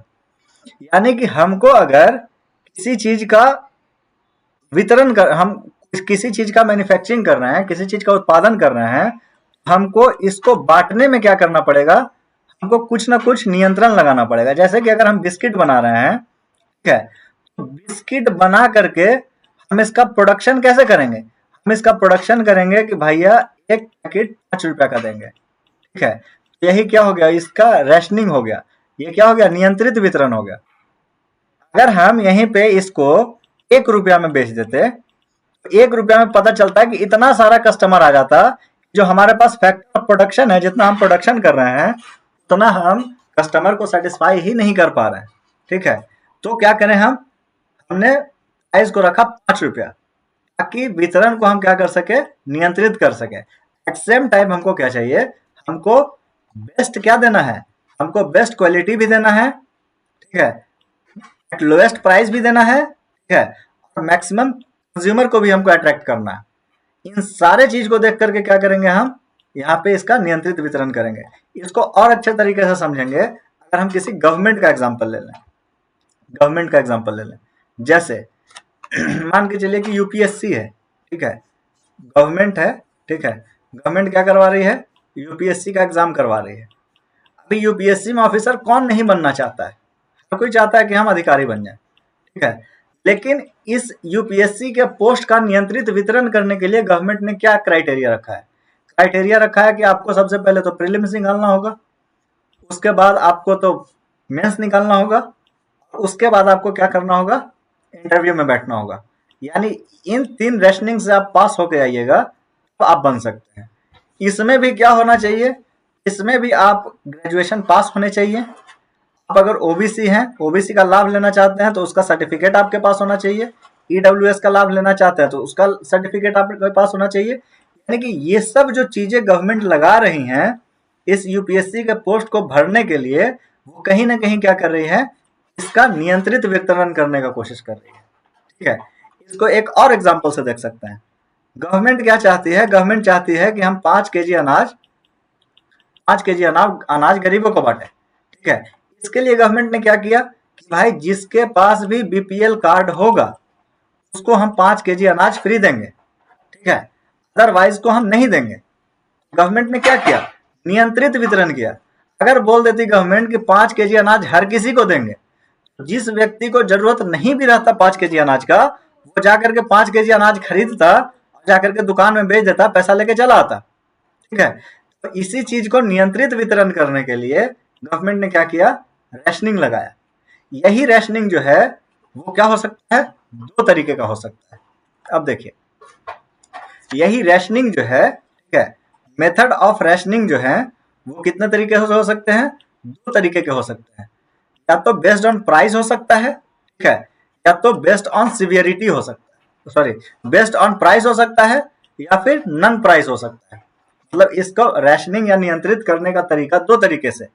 एक, या तो आप कुछ प्राइस लगा दीजिए, कुछ कॉस्टिंग लगा दीजिए उस चीज का, जिस जो चीज आपको बेचना है, ठीक है, तो उसका वितरण आप प्राइस लगा करके कर रहे हैं। कुछ चीजें ऐसी हैं जिसपे कि आप प्राइस नहीं लगा सकते। सबसे पहले प्राइस वाला देख लेते हैं। जैसे कि आईफोन है, ठीक है, आईफोन पे अगर कंपनी आईफोन को बनाने में कीमत बहुत कम आता है, लेकिन इसका जो सिक्योरिटी फीचर है, इसमें जो टेक्नोलॉजी यूज हो रहा है वो इतना हाई क्वालिटी का है कि हर कोई चाहता है कि हमको इस चीज का इस्तेमाल करना है, हमको सिक्योर रहना है, ठीक है। सिक्योरिटी कंसर्न से हर कोई चाहता है कि आईफोन रखे। और अगर अगर क्या हो, अगर आईफोन हर किसी को चाहिए, ठीक है, तो आईफोन बनाने वाले कंपनी को के पास इतना फैक्टर ऑफ प्रोडक्शन ही नहीं है कि वो दुनिया के हर व्यक्ति को आईफोन हाथ में दे सके, ठीक है। तो क्या करेगी कंपनी, कंपनी चाहेगी क्योंकि ठीक है लोगों का रिक्वायरमेंट है, तो हम क्या कर देते हैं, इसका प्राइस बढ़ा देते हैं। जिस भी व्यक्ति को सिक्योरिटी का जेन्युइन कंसर्न होगा, ठीक है, जिसको जेन्युइन लगता होगा कि हमारा सिक्योरिटी का कंसर्न है, वो इतना पैसा खर्च अगर कर सकते हैं आप, तो कीजिए, आप प्राइस मेथड अपनाइए, ठीक है। यानी कि वहां पे क्या हो गया, प्राइस मेथड आ गया। नन प्राइस मेथड क्या हो गया, जैसे मान के चलिए कि हॉस्पिटल में आप जा रहे हैं, आप किसी भी प्राइवेट हॉस्पिटल में जाइए या सरकारी हॉस्पिटल में जाइए, ठीक है, वहां पे कुछ होता है कंडीशन बेस्ड ऑन सिवियरिटी। अभी कोई व्यक्ति आया पूरा एक्सीडेंट होकर के खून से लथपथ है, ठीक है, अभी किसी व्यक्ति का अगर पैर का फ्रैक्चर लेकर के कोई आया होगा, ठीक है, तो उस व्यक्ति को होल्ड किया जाएगा, उस व्यक्ति को होल्ड कर दिया जाएगा, और क्या किया जाएगा, इसका इलाज पहले किया जाएगा। इसका जो इलाज पहले किया गया, क्या इसके लिए कुछ चार्ज लिया गया, नहीं। हालांकि प्राइवेट जो भी प्राइवेट जो क्लिनिक्स वगैरह हैं वो इसके लिए भी चार्ज करती हैं, पर हम इसको एज ए गवर्नमेंट मान रहे हैं, ठीक है, कि सिवियरिटी के बेस पे क्या हुआ कि अगर आप ज्यादा सिवियर कंडीशन में हैं तो आपका इलाज पहले होगा, ठीक है। ये क्या हो गया, एक नन प्राइस मेथड हो गया, चीजों को नियंत्रित करने का, भीड़ को नियंत्रित करने का, ठीक है। जैसे बेस्ड ऑन वेटिंग सिस्टम, ठीक है, वेटिंग सिस्टम क्या हो गया, जैसे कि आप पहले अगर रिजर्वेशन कराए हैं, आपको पहले टिकट मिल गया, अब बाद में रिजर्वेशन करवाइएगा, आपको वेटिंग में रखा जाएगा, फर्स्ट कम फर्स्ट सर्व, ठीक है। ये वाला जो कॉन्सेप्ट है ये क्या है, ये भी नन प्राइस मेथड है। नन प्राइस मेथड का मतलब कि इसमें जो व्यक्ति वेटिंग में होगा उससे भी उतना ही पैसा लगा होगा, जो कि सीट रिजर्व वाला होगा उसका भी उतना ही पैसा लगा होगा, ठीक है। तो ये क्या हो गया, ये वेटिंग सिस्टम इसलिए हो गया कि चीजों को नियंत्रित किया जा सके। अब यहाँ वेटिंग में तो टिकट वही कटवाएगा ना जिसको कि बहुत ज्यादा इंपॉर्टेंट होगा, ठीक है, जिसको इंपॉर्टेंट नहीं होगा वो उस डेट को छोड़ करके दूसरा डेट देख लेगा, ठीक है। अब देखिए, जहां पे स्कार्सिटी नहीं होगा, जहां पे संसाधन का सीमितता नहीं होगा, वहां पे रेशनिंग करने का कोई आवश्यकता ही नहीं पड़ेगा, ठीक है। जहां पे संसाधन का कोई कमी ही नहीं है वहां पे रेशनिंग करने का क्या आवश्यकता है। जैसे सन है, सनलाइट है, हवा है, इसको नियंत्रित करने का क्या आवश्यकता है, किसी को नहीं है। क्यों, क्योंकि इसका कोई कमी ही नहीं है दुनिया में, ठीक है। यानी कि जिस भी चीज का स्कार्सिटी नहीं होगा उसको रैशनिंग करने का उसका जरूरत होगा ही नहीं, ठीक है। अब देखिए स्कार्सिटी कमी क्या है, जैसे रिसोर्सेस कम है, इसी का एग्जांपल देख लीजिए। जैसे फूड जो है अफ्रीका के लिए क्या है, स्कार्स कंडीशन है, ठीक है। अफ्रीका में फूड क्या है, स्कार्स, फूड का स्कार्सिटी है। क्लीन एयर जो है, शुद्ध हवा जो है, वो दिल्ली के लिए क्या है, स्कार्सिटी है, ठीक है। लोग, बहुत सारे लोग हैं जो कि दिल्ली में क्या कर रहे हैं, ऑक्सीजन सिलेंडर खरीद रहे हैं, ठीक है, जब वो समय आ रहा है ठंडा वाला, ठीक है। आईफोन्स क्या है, आईफोन्स क्या है, स्केर्स रिसोर्स है। जैसे ऑयल है, तेल क्या है, तेल नेचुरल रिसोर्स ही है, लेकिन क्या है, स्केर्स कंडीशन में। इसीलिए क्या हुआ है, वो आईसी का गठन किया गया, ठीक है। आईसी का गठन किया गया, मतलब जो भी देश तेल निर्यात करता है, वो सब लोग क्या किया है कि अपना एक संगठन बना के रखा है, ठीक है। अभी आगे देखिए, अब ये सारा चीज देख लिया हम लोग। अगर रिसोर्स की कमी है तो वितरण नियंत्रित होना चाहिए। अगर व्यक्ति के पास उतना ही वस्तु, मतलब व्यक्ति के पास उतना ही वस्तु होना चाहिए जितना उसकी आवश्यकता है। अगर उसको इच्छा पूरा करना है, उसको प्राइस मेथड वाला रेशनिंग पे जाना पड़ेगा। जैसे कि आईफोन लेना मेरा इच्छा है, आईफोन लेना मेरा इच्छा है तो हम प्राइस मेथड पे जाएंगे। हमको हवाई जहाज में घूमना मेरा इच्छा है या फिर मेरा जरूरत है, ठीक है। जो वो चीज जो मेरा जरूरत है, तो वहां पे हम क्या जाएंगे, प्राइस मेथड में जाएंगे, वेटिंग सिस्टम में जाएंगे, ये सब सारी चीजों में जाएंगे। अब देखिए, रेशनिंग सिस्टम समझ गए, चॉइस देख लीजिए, चॉइस भी समझ गए होंगे। जैसे कहने का मतलब मेरा ये है कि अगर 10 एकड़ जमीन है, ठीक है, कोई व्यक्ति 1000 केजी गेहूं का उत्पादन करता है या 1000 टी शर्ट के लिए कॉटन बना लेता है, ठीक है। ये क्या हो गया, उसका चॉइस हो गया। ये या तो 1000 गेहूं बना ले, ठीक है, या 1000 टी शर्ट बना ले। अब इस व्यक्ति के लिए जो इसके लिए जरूरत होगा, ठीक है, वो क्या करेगा, ये कर लेगा, ठीक है। अब देखिए, इसलिए क्या है, चॉइस जरूरी है। इस पे हम बहुत बात कर चुके हैं। देश है जिसके पास 1000 एकड़ जमीन है, ठीक है। अब 1000 एकड़ जमीन पे वो क्या करता है, एक बार क्या करता है कि 8000 टन किलो गेहूं उत्पादन करता है। कभी उसके पास 5000 किलो गेहूं उत्पादन करता है, कभी वो 9000 किलो गेहूं उत्पादन करता है। जो ये 9000 किलो गेहूं उत्पादन कर रहा है, ये इसके लिए क्या हो गया, मोस्ट इफिशियंट प्रोडक्टिव हो गया। ये सबसे ज्यादा प्रोडक्टिव मेथड हुआ इसके लिए, ठीक है। अभी हमेशा ये चीज ध्यान रखिएगा, जब ये 9000 किलो गेहूं उत्पादन कर रहा है, सस्टेनेबिलिटी को ध्यान में रखते हुए हम बात कर रहे हैं, ठीक है। सस्टेनेबिलिटी को ध्यान में रखते हुए ये बात कर रहे हैं। अब देखिए, इसी वो सारा चीज हम समझा दिए, अब ये सिर्फ लिखा हुआ है।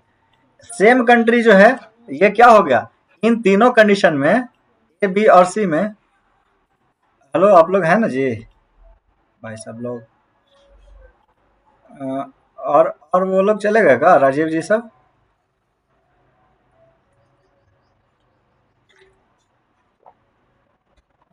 चलिए, ठीक है।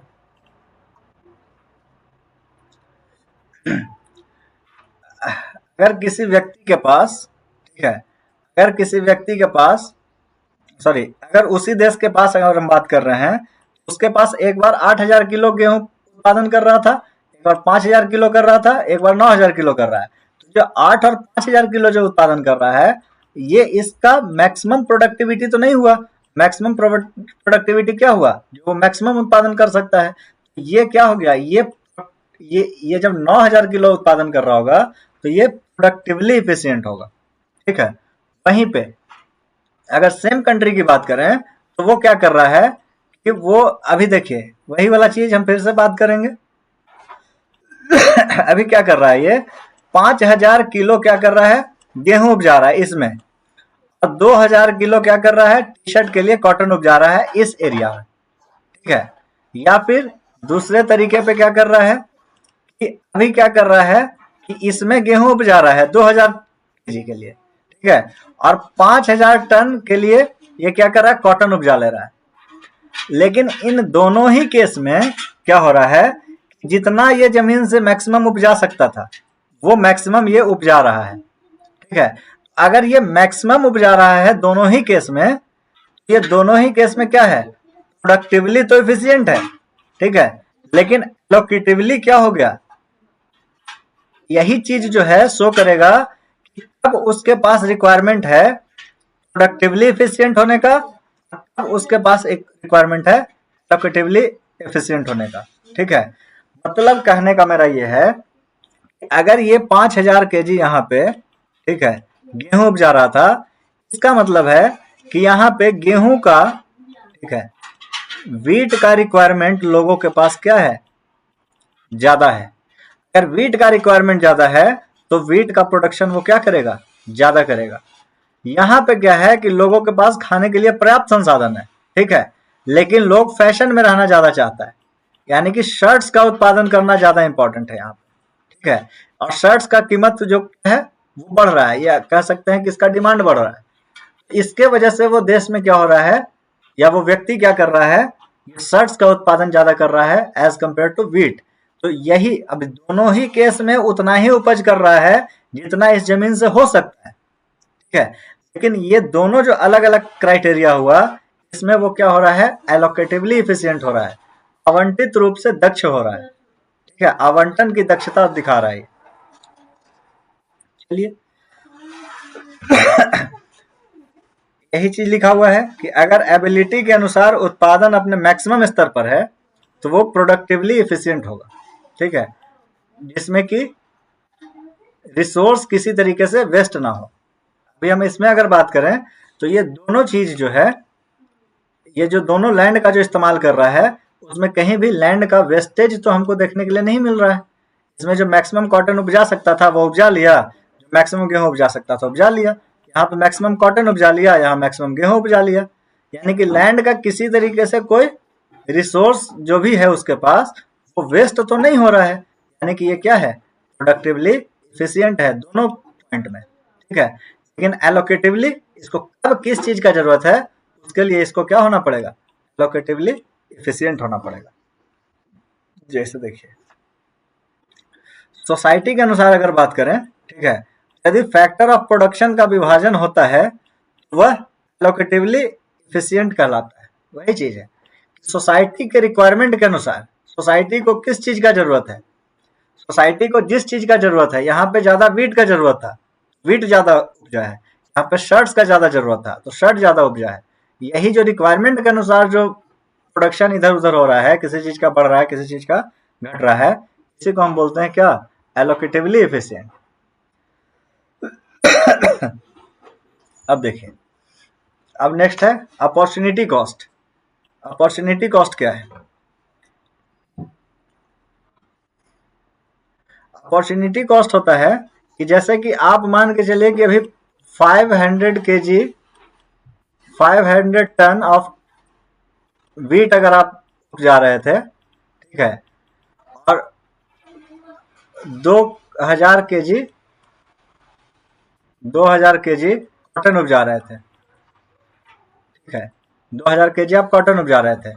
अब क्या किए आप कि लोकेटिवली इफिशियंट होने के लिए, यहीं से एग्जांपल ले लीजिए, लोकेटिवली इफिशियंट होने के लिए 5000 केजी या 5000 टन के जगह पे आप 2000 टन ही गेहूं उपजा रहे हैं, ठीक है। तो क्या हुआ, यहाँ पे गेहूं का उत्पादन क्या हुआ, कम हुआ, लेकिन यहाँ पे आप कॉटन जो उपजा रहे थे यहाँ 2000 केजी ही था, यहाँ पे 5000 केजी हो गया है, ठीक है। तो यहाँ पे आप प्रोडक्टिवली तो इफिशियंट है, लेकिन आप लोकेटिवली इफिशियंट होने के लिए क्या किए, आप वेट का प्रोडक्शन कम कर दिए और कॉटन का प्रोडक्शन ज्यादा कर दिए। तो जब एलोकेटिवली इफिशियंट आप हो रहे थे तो किसी न किसी एक चीज को आपको छोड़ के जाना पड़ा। क्या छोड़ के जाना पड़ा, ये 2000 किलो जो आ गए, आप 5000 से 2000 किलो पे आ गए, ये 3000 किलो जो हो गया वीट, 3000 केजी या 3000 टन जो भी 3 टन जो भी है, ठीक है, ये आपका क्या हो गया, ये आपका अपॉर्चुनिटी कॉस्ट हो गया कि आप कॉटन का उत्पादन बढ़ाने के लिए आपने जो बेस्ट अल्टरनेटिव था उसको जो आपने जाने दिया, इसका डेफिनेशन ही होता है, और ये डेफिनेशन एज इट इज पूछा हुआ था सीएपीएफ के एग्जाम में, value of next best alternative which is foregone या लेफ्ट, यानी अगले सर्वोत्तम विकल्प का मूल्य जिसे त्याग दिया गया। अगर आप यहाँ पे मैक्सिमम कॉटन का इस्तेमाल नहीं करते, कॉटन का प्रोडक्शन नहीं करते, तो 5000 केजी आपको गेहूं मिलता, लेकिन चूंकि आपने कॉटन पे ज्यादा ध्यान दिया इसलिए आपको 3000 केजी वीट को क्या करना पड़ा, छोड़ना पड़ा। और यही जो छोड़ना पड़ा इसी को हम क्या बोल रहे हैं, अपॉर्चुनिटी कॉस्ट बोल रहा है। इसी चीज का अलग अलग डेफिनेशन से हम समझाने का कोशिश किया है। जैसे कि 2 घंटे का टाइम है, ठीक है, आप क्या करते हैं, उसका आइदर यूज करते हैं इकोनॉमी के पढ़ने के लिए या फिर नोट्स बनाने के लिए, मॉडर्न हिस्ट्री को पढ़ाने के लिए, ठीक है। या तो आप क्या करिए, 2 घंटा टाइम दीजिए इकोनॉमी पढ़ने के लिए, या फिर वो 2 घंटा आप लगाइए किसमें, मॉडर्न हिस्ट्री पढ़ाना है आपको, उसका नोट्स बनाने में, ठीक है। अगर आप नोट्स बनाने में 2 घंटा लगा रहे हैं, वो 2 घंटा जो आप इकोनॉमी पढ़ सकते हैं वो आपका अपॉर्चुनिटी कॉस्ट बन गया, ठीक है। और अगर आप इकोनॉमी पढ़ते रह जाते हैं, नोट्स नहीं बनाते हैं, तो वो 2 घंटा जिसमें आप नोट्स बना सकते थे, वो आपने इकोनॉमी पढ़ने में लगा दिया, यानी आपका अपॉर्चुनिटी कॉस्ट क्या बन गया, ये मॉडर्न हिस्ट्री का नोट्स ना बनाना आपका क्या बन गया, अपॉर्चुनिटी कॉस्ट बन गया। उसी तरीके से अगर 100 रुपया आपके पास है, ठीक है, तो आप एक डोसा खरीद लेते हैं और बर्गर नहीं खरीदते हैं, ठीक है, जो 100 रुपया में आपने डोसा खरीद लिया, ठीक है, और बर्गर नहीं खरीदा, तो यही बर्गर जो हो गया आपका क्या हो गया, अपॉर्चुनिटी कॉस्ट हो गया। कि आपने किस कॉस्ट पे ये डोसा खरीदा, कि आपने बर्गर नहीं खाया, तब आपने क्या किया, डोसा खरीदा है, क्योंकि आपके पास संसाधन सीमित था, आपके पास पैसा सीमित था, 100 रुपया ही था, ठीक है। इसका सबसे बड़ा एग्जाम्पल क्या है कि जैसे कि अगर अभी आपको कहीं 25,000 रुपये पर मंथ सैलरी पे कोई जॉब मिल रहा है, ठीक है, आप क्या कर रहे हैं, उस सैलरी जॉब को नहीं ले रहे हैं और उसके जगह पे आप कर रहे हैं घर पे बैठ करके यूपीएससी की तैयारी, ठीक है। तो यूपीएससी के प्रिपरेशन करने के लिए आपने जो 25,000 रुपया पर मंथ का सैलरी का जॉब छोड़ दिया, तो ये जितना साल आपको लगेगा मल्टीप्लाई बाय उतना कर लीजिए, उतना अपॉर्चुनिटी कॉस्ट क्या हुआ, आपने छोड़ दिया। आपके पास अपॉर्चुनिटी था उतना पैसा कमाने का, आपने वो क्या कर दिया, छोड़ दिया, ठीक है, और आप इस तैयारी में लगे रहे, ठीक है।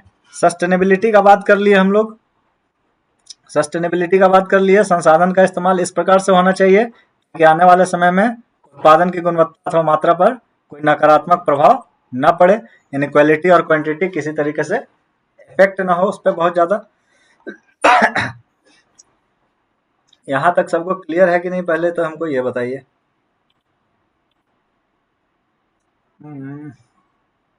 हेलो दिवाकर, ठीक है, ठीक है, ओके ओके, क्लियर है, बोल भी सकते हो, ऐसा कोई दिक्कत नहीं है, बोल भी सकते हैं। चलिए आगे देखते हैं।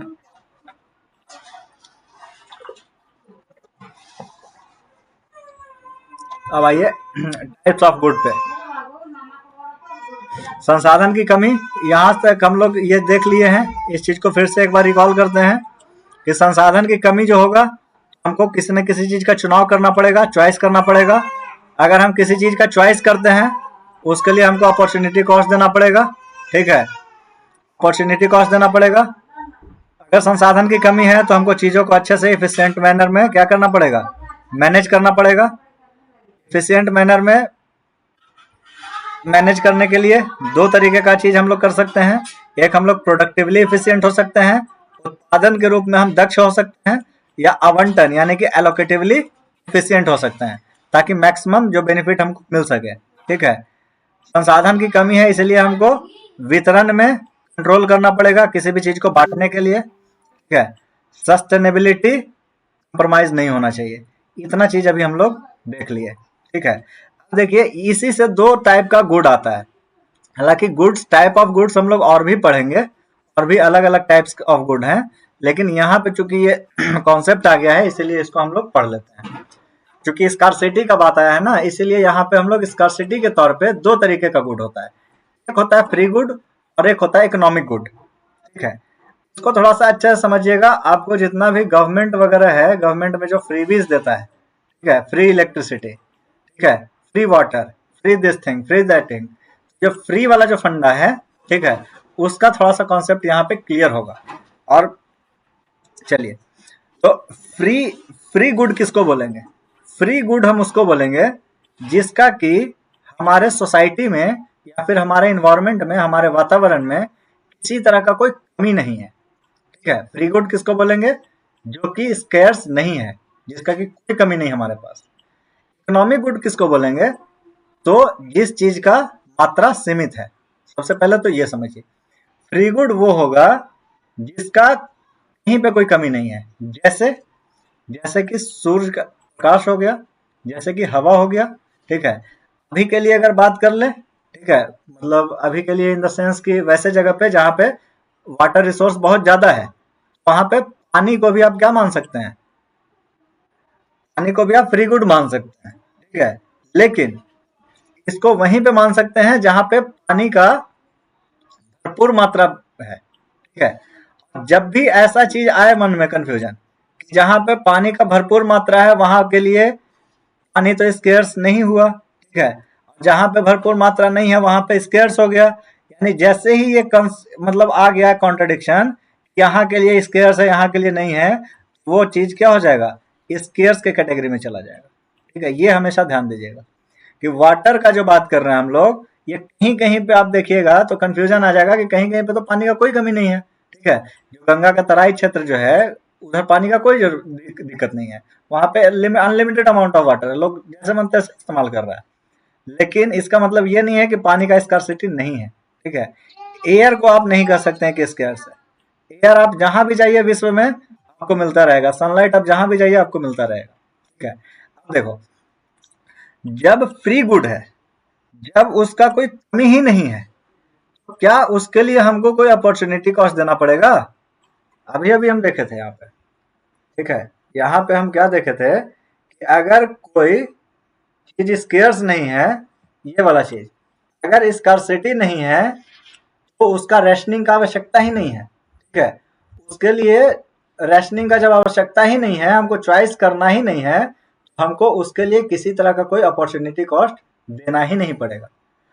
अगर जो संसाधन सीमित मात्रा में है, उसके लिए हमको कुछ ना कुछ तो अपॉर्चुनिटी कॉस्ट देना पड़ जाएगा, ठीक है। इकोनॉमिक गुड्स भी जो होते हैं वो दो तरीके के होते हैं। एक तो natural resource itself is a economic good, ठीक है। मतलब वैसे नेचुरल रिसोर्स जो कि खत्म हो सकते हैं, जो कि सीमित मात्रा में है, ठीक है, वो क्या हो गए? इकोनॉमिक गुड हो गए। और वैसे गुड्स या वैसे वस्तुएं जो कि नेचुरल रिसोर्स डायरेक्टली तो नहीं है, लेकिन इनडायरेक्टली नेचर से ही मिलता है।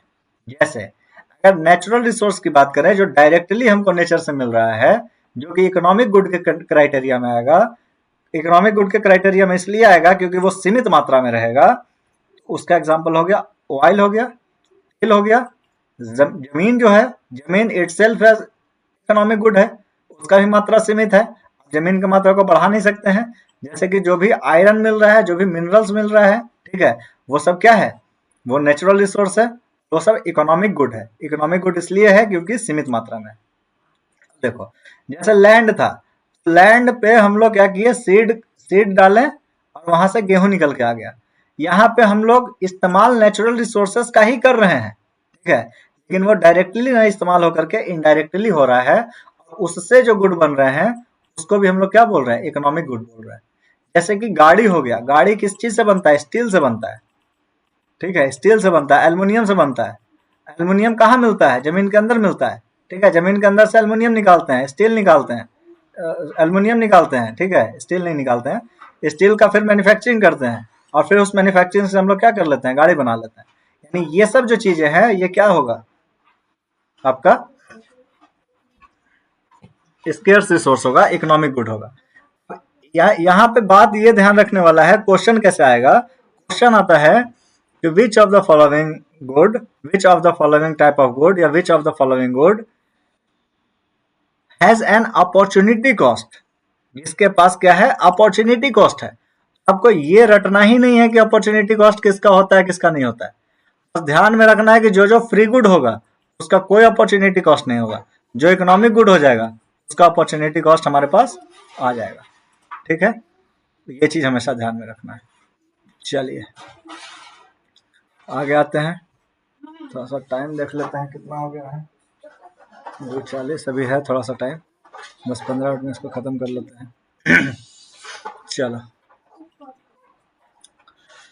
अब यहाँ पे थोड़ा सा एक कॉन्सेप्ट है फ्री गुड्स का और फ्री ऑफ चार्ज गुड्स का। ठीक है, फ्री गुड क्या होता है? फ्री गुड तो सामने देख गया कि जिसका कोई स्कैर्सिटी नहीं है, जिसका कोई आपका अपॉर्चुनिटी कॉस्ट नहीं है, वो फ्री गुड हो गया। लेकिन फ्री ऑफ चार्ज गुड क्या है? कि जो आपको फ्री ऑफ कॉस्ट मिल रहा है। फ्री ऑफ चार्ज गुड का मतलब क्या हो गया? कि जैसे जैसे पानी है, ठीक है, जैसे पानी है, तो पानी आपको क्या है? पानी जो आप इस्तेमाल कर रहे हैं वो फ्री गुड है। ठीक है, जो पानी जो आप इस्तेमाल कर रहे हैं पीने के लिए वो फ्री गुड है। ठीक है, फ्री गुड ये तब तक है जब तक आप इसके लिए कोई पैसा वहन नहीं कर रहे हैं। ठीक है, जैसे एयर आप जो ले रहे हैं, एयर जो आप ले रहे हैं वायुमंडल से, ये आपके लिए क्या है? फ्री गुड है। ठीक है, जो सनलाइट आपको मिल रहा है वो क्या है? फ्री गुड है। लेकिन फ्री ऑफ चार्ज गुड क्या है? जैसे गवर्नमेंट है, गवर्नमेंट क्या कर रही है? गवर्नमेंट क्या कर रही है कि गवर्नमेंट दे रही है हमको 5 kg अनाज। ठीक है, गवर्नमेंट दे रहा है दिल्ली में फ्री इलेक्ट्रिसिटी। ठीक है, गवर्नमेंट दे रहा है क्या? Free electricity. गवर्नमेंट दे रही है फ्री बस सर्विसेज। ठीक है, बस पे आप चलिए, फ्री चलिए। ठीक है, तो ये जो गेहूं हो गया, ये आपके लिए क्या हो गया? फ्री ऑफ चार्ज हो गया। फ्री ऑफ चार्ज हो गया मतलब कि आपको कोई पैसा इसके लिए नहीं वहन करना। फ्री इलेक्ट्रिसिटी हो गया 200 यूनिट तक का, ये आपके लिए फ्री ऑफ चार्ज हो गया। इसके लिए आपको कोई पैसा वहन नहीं करना है। फ्री बस जो हो गया, बस जो फ्री हो गया, ये आपके लिए फ्री ऑफ चार्ज हो गया कि इसके लिए आपको कोई पैसा वहन नहीं करना। लेकिन क्या ये फ्री गुड है? क्या इसका स्कार्सिटी नहीं है? क्या गेहूं दुनिया में पर्याप्त मात्रा में है? क्या हर व्यक्ति गेहूं खा सकता है चाहे तो, जितना मन उतना? क्या फ्री इलेक्ट्रिसिटी जो है, जो इलेक्ट्रिसिटी है, क्या ये फ्री गुड है? इलेक्ट्रिसिटी का हम लोग अनलिमिटेड अमाउंट जनरेट कर सकते हैं क्या? बस जो है, बस में जो लोग चल रहे हैं, बस सेवा का इस्तेमाल कर रहे हैं, जो सर्विस है, ये फ्री गुड है? नहीं। इसीलिए कहा जाता है कि फ्री गुड और फ्री ऑफ चार्ज गुड में क्या है? अंतर है। फ्री ऑफ चार्ज गुड जो भी होगा वो कुछ ना कुछ अपॉर्चुनिटी कॉस्ट के साथ आएगा। मतलब ये मेरा है कि जैसे गवर्नमेंट आपको जो फ्री इलेक्ट्रिसिटी दे रही है, अगर आपको गवर्नमेंट फ्री इलेक्ट्रिसिटी नहीं देती, ठीक है, अगर गवर्नमेंट आपको फ्री इलेक्ट्रिसिटी नहीं देती, तो हो सकता है इसके जगह पे आपको फ्री हायर एजुकेशन दे सकती थी। ठीक है, हायर एजुकेशन दे सकती थी। ये फ्री इलेक्ट्रिसिटी आपका क्या लेकर के आया? एक अपॉर्चुनिटी कॉस्ट लेकर के आया कि गवर्नमेंट हमको फ्री में पढ़ा सकता था, लेकिन वो हमको फ्री में पढ़ाना ना तैयार, मतलब सोच करके हमको फ्री में इलेक्ट्रिसिटी दे रहा है। ठीक है, क्योंकि ये इलेक्ट्रिसिटी बनाने के लिए कुछ ना कुछ मशीनरी का यूज हुआ होगा। वो मशीन किसी न किसी फैक्टर ऑफ प्रोडक्शन से बना होगा। वो फैक्टर ऑफ प्रोडक्शन क्या होगा? सीमित मात्रा में होगा। ठीक है, वो क्या होगा? सीमित मात्रा में होगा। वहां पे क्या बना होगा? कुछ डैम बना होगा। ठीक है, डैम जो बना होगा इलेक्ट्रिसिटी उत्पादन करने के लिए, वो स्केर्स रिसोर्सेस से मिलकर बना होगा। ठीक है, वहां पे जो वाटर है जो इस्तेमाल हो रहा है, ठीक है, वो एक स्केर्स रिसोर्स है। ठीक है, वो बहुत अनलिमिटेड मात्रा में नहीं है। ठीक है, यानी स्केर्स रिसोर्सेस का इस्तेमाल करके इलेक्ट्रिसिटी बन रहा है, और गवर्नमेंट व्यक्ति के सुविधा के लिए कह लीजिए, पॉलिटिकल स्टंट के लिए कह लीजिए, जो भी आपको समझ में आता है, ठीक है, उसके लिए क्या कर रही है? ये फ्री में दे रही है गवर्नमेंट। ठीक है, जनता को। ठीक है, ताकि जनता को क्या हो? सुविधा हो उस चीज इलेक्ट्रिसिटी का उत्पादन करके। इलेक्ट्रिसिटी से वो क्या करे? बहुत अलग अलग तरीके का चीज बनाए, वो थोड़ा सा अपना लाइफ ऑफ स्टैंडर्ड को मेंटेन करे। तो ये क्या है? ये फ्री गुड नहीं है, ये क्या है? फ्री ऑफ चार्ज गुड है। फ्री ऑफ चार्ज गुड जो होगा, ठीक है, it has a cost but not charging by you. आपसे नहीं लिया जा रहा है, लेकिन इसको बनाने में कुछ ना कुछ तो चार्ज आ रहा होगा, और उसका वहन कोई ना कोई कर रहा होगा।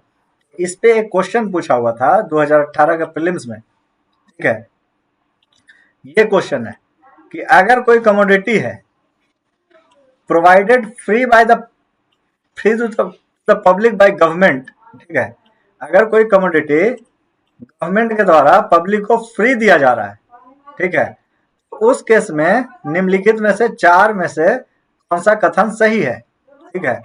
तो 4 कथन को देखिए और थोड़ा सोचिए, दिमाग लगाइए कि क्या सही हो सकता है। पहला ऑप्शन इसमें कह रहा है, पहला इसमें ऑप्शन कह रहा है कि सबसे पहले तो क्वेश्चन समझ लीजिए क्या है कि एक कमोडिटी है, कोई वस्तु है जो कि गवर्नमेंट के द्वारा फ्री दिया जा रहा है, ठीक है, किसको, पब्लिक को, ठीक है। तो इसमें क्या आया होगा, क्या इसका अपॉर्चुनिटी कॉस्ट 0 हुआ होगा। जब ये फ्री दिया जा रहा है पब्लिक को, कोई जरूरी नहीं है कि इसका अपॉर्चुनिटी कॉस्ट 0 होगा, ठीक है, किसी न किसी अपॉर्चुनिटी कॉस्ट के साथ आया होगा। क्यों, क्योंकि ये किसी न किसी सीमित संसाधन का इस्तेमाल करके बना हुआ हो सकता है, ठीक है। ये जो है किसी न किसी स्केर्स रिसोर्सेस का बना हुआ हो सकता है। जो भी स्केर्स रिसोर्स का बना हुआ होगा उसका कुछ ना कुछ तो अपॉर्चुनिटी कॉस्ट होगा ही होगा, ठीक है। तो ये पहला ऑप्शन तो क्या हो गया, इसका गलत हो गया। दूसरा देखते हैं, अपॉर्चुनिटी कॉस्ट इज इग्नोर्ड। क्या ऐसा हम लोग कभी भी पढ़े हैं अभी तक, अपॉर्चुनिटी कॉस्ट को आप इग्नोर कर दीजिए, इग्नोर वाला टर्म तो हम लोग पढ़े ही नहीं है, तो ये ऑप्शन ऐसे ही गलत हो गया, ठीक है। तीसरा कह रहा है, चौथा ऑप्शन देखते हैं, opportunity cost is transfer from the consumer of the product to the government, ठीक है। अभी यहाँ पे इस ऑप्शन को समझने का कोशिश कीजिए, क्या कह रहा है कि एक गवर्नमेंट है, ठीक है, ये गवर्नमेंट है, ठीक है, ये आप कंज्यूमर हैं, ठीक है, कंज्यूमर किस चीज के हैं, उस फ्री इलेक्ट्रिसिटी के हैं, फ्री इलेक्ट्रिसिटी के हैं, ठीक है, यानी आपको वो गुड जो मिल रहा है वो फ्री में मिल रहा है, ठीक है। ये ऑप्शन कह रहा है कि जो इसका अपॉर्चुनिटी कॉस्ट होगा, ये जो फ्री इलेक्ट्रिसिटी आया, इसका कुछ ना कुछ तो अपॉर्चुनिटी कॉस्ट आएगा, ठीक है। ये अपॉर्चुनिटी कॉस्ट कौन भर रही है, गवर्नमेंट भर रही है, ये ऑप्शन कह रहा है। तीसरा ऑप्शन कह रहा है कि अपॉर्चुनिटी कॉस्ट जो है ये गवर्नमेंट दे रही है आपको फ्री इलेक्ट्रिसिटी, इस कंज्यूमर को, और ये इसका जो अपॉर्चुनिटी कॉस्ट है, अपॉर्चुनिटी कॉस्ट जो है वो कौन भर रहा है, टैक्स पेयर्स भर रहे हैं, ठीक है। तो अब इसमें आप दिमाग लगा सकते हैं, गवर्नमेंट जो है सबसे पहले तो किसी क्वेश्चन का ऑप्शन समझना, क्वेश्चन समझना इंपॉर्टेंट होता है। तो अभी हम लोग सिर्फ क्या किए हैं, क्वेश्चन को समझे हैं, ठीक है, कैसे अटेम्प्ट करना है इसको बता रहे हैं। अगर कोई कमोडिटी है गवर्नमेंट के द्वारा फ्री दिया जा रहा है पब्लिक को, ठीक है, तो क्या होगा, अपॉर्चुनिटी कॉस्ट 0 होगा, ये तो हो नहीं सकता है, इग्नोर हो नहीं सकता है। अब इन दोनों में हम कंफ्यूज हैं कि ये क्या हो सकता है। अब इसको ऐसे देखिए, तो यहाँ पे एक दिमाग ऐसा लग सकता है कि गवर्नमेंट अगर हमको फ्री इलेक्ट्रिसिटी नहीं देती तो गवर्नमेंट हमको क्या दे सकती थी, गवर्नमेंट अगर हमको फ्री इलेक्ट्रिसिटी नहीं देती तो गवर्नमेंट हमको फ्री हायर एजुकेशन दे सकती थी, ठीक है, हायर एजुकेशन दे सकती थी। तो यहाँ पे आपको लगेगा कि ये तो वहन कौन कर रहा है, गवर्नमेंट कर रहा है, ठीक है, लेकिन नहीं। जब भी ऐसा कॉस्टिंग का बात आए, जब भी ऐसा बात आए कि कॉस्ट किस पे बर्डन बन रहा है, ठीक है, कॉस्टिंग का जब भी बात आए तो याद रखिएगा हमेशा गवर्नमेंट के पास किसी तरह का कोई फाइनेंशियल एसेट नहीं होता, ठीक है। ये थोड़ा सा गलत स्टेटमेंट हो गया, फाइनेंशियल एसेट नहीं कहना चाहिए था। अपॉर्चुनिटी कॉस्ट भरने के लिए गवर्नमेंट लायबल ही नहीं है, ठीक है। अपॉर्चुनिटी कॉस्ट कौन भर रहा होगा, गवर्नमेंट के पास पैसा कहां से आ रहा है, गवर्नमेंट के पास पैसा आ रहा है टैक्स पेयर के पास से, ठीक है, गवर्नमेंट के पास पैसा आ रहा है किसके पास से, टैक्स पेयर के पास से। गवर्नमेंट का ये दायित्व है, उत्तरदायित्व है कि जो टैक्स पेयर का पैसा आ रहा है उससे मैक्सिमम बेनिफिट इस टैक्स पेयर को दिया जाए। लेकिन ये गवर्नमेंट क्या किया, इस टैक्स पेयर को वो वाला बेनिफिट ना दे करके ये किसी और रिक्वायर्ड पर्सन को ही, और भी व्यक्ति जो कि जरूरतमंद थे उनको क्या किया, फ्री इलेक्ट्रिसिटी दे दिया। तो इनके लिए तो ये गुड फ्री हो गया, लेकिन ये जो टैक्स पेयर को जो गवर्नमेंट दे सकती थी, ठीक है, इनके टैक्स भरने के एवज में जो गवर्नमेंट इस टैक्स पेयर को दे सकती थी वो इसको ना दे करके किसको दे दिया, कंज्यूमर को दे दिया। इसीलिए इसमें ऑप्शन जो है मोस्ट मोस्ट जो सुटेबल आंसर होगा वो कौन हो जाएगा? Opportunity cost is transfer from the consumer, इस कंज्यूमर से अपॉर्चुनिटी कॉस्ट ट्रांसफर करके किस पे बर्डन डाल दिया गया? टैक्स पेयर पे डाल दिया गया। ठीक है, इसी चीज का लड़ाई चल रहा था अभी हाल फिलहाल के दिल्ली इलेक्शन में, जहां पे लोग कह रहे थे कि गवर्नमेंट खाली फ्री फ्री फ्री दे रहा है और जो टैक्स पेयर का पैसा है उसको क्या कर रहा है, प्रॉब्लम, टैक्स पेयर को कोई फायदा उस नहीं हो रहा है। ठीक है, हालांकि इसका दोनों पक्ष है, वो देना पूरी तरह से भी गलत नहीं है और देना पूरी तरह से सही भी नहीं है। चलिए अब देखिए फ्री ऑफ चार्ज गुड्स और क्या हो सकते हैं। फ्री ऑफ चार्ज गुड्स एक हो गया कि जो गवर्नमेंट आपको दे रही है फ्री में, जिसमें कि कुछ चार्ज लग रहा है लेकिन आपको मिल जा रहा है। लेकिन एक फ्री ऑफ चार्ज गुड ऐसा भी हो सकता है जो कि कॉमन पूल रिसोर्स हो सकता है। जैसे अगर आप जंगल में हैं, ठीक है, जंगल के बगल में आप रह रहे हैं, जाकर के एक लकड़ी काट के लेके चले आए, ठीक है, वो क्या है, वो भी एक स्केर्स रिसोर्स है। लकड़ी भी क्या है, स्केर्स रिसोर्स है, लेकिन आपको क्या मिल गया, फ्री में मिल गया। जैसे कोई वाइल्ड लाइफ है, ठीक है, जैसे कि लोग क्या करते हैं किसी जानवर को पकड़ के लेके चले आते हैं और उससे क्या करवाना है, जैसे कोई गधा है घूम रहा था और उससे आप काम करवा रहे हैं, आप जंगल से पकड़ के ले आए, इसको लाने में आपको क्या कॉस्ट पड़ा, कुछ नहीं पड़ा, लेकिन ये क्या है, स्केर्स रिसोर्स है। इस टाइप के रिसोर्स जो आपको फ्री में मिल जाए, ठीक है, उसको हम लोग बोलते हैं कॉमन पूल रिसोर्स। अब इसका इस्तेमाल अगर आप नहीं कर रहे हैं तो कोई और भी कर सकता है। ठीक है, फॉरेस्ट में जाकर के आप लकड़ी काट रहे हैं, ये क्या हो गया, कॉमन पूल रिसोर्स हो गया। ठीक है, जैसे नदी हो गया, तालाब हो गया, ये सब के सब क्या है, स्केर्स रिसोर्स है, लेकिन इसका इस्तेमाल करने के लिए आपको कोई चार्ज देना नहीं पड़ता है। ये सब भी चीजें जो है वो आपके फ्री ऑफ चार्ज गुड्स में आ जाता है। ठीक है, अब थोड़ा सा देख लेते हैं यूटिलिटी। यहाँ तक पहले क्लियर है कि नहीं, थोड़ा सा देख लेते हैं और कौन कौन है शामिल। क्लियर है यहाँ तक?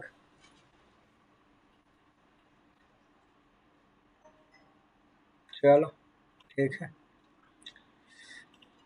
आते हैं आगे। तो आते हैं यूटिलिटी पे। ठीक है, यूटिलिटी हम लोग कहाँ पढ़े थे, थोड़ा सा रिवाइज करके देखिए। ठीक है, हम लोग यूटिलिटी पढ़े थे जो एक कंज्यूमर होता है। ठीक है, कंज्यूमर जो होता है वो क्या चाहता है, किसी भी जगह पे बेस्ट क्वालिटी चाहता है। ठीक है, और एट मिनिमम कॉस्ट चाहता है, मिनिमम कॉस्ट। यही जो बेस्ट क्वालिटी चाह रहा है, मिनिमम कॉस्ट पे चाह रहा है यही क्या होता है, ये कंज्यूमर के लिए यूटिलिटी प्रोवाइड करता है। ये क्या कर रहा है, कंज्यूमर के लिए यूटिलिटी प्रोवाइड कर रहा है। ठीक है, अब देखो यहाँ पे क्या हो रहा है, यूटिलिटी का कॉन्सेप्ट क्या कहता है, जैसे कोई कंज्यूमर है,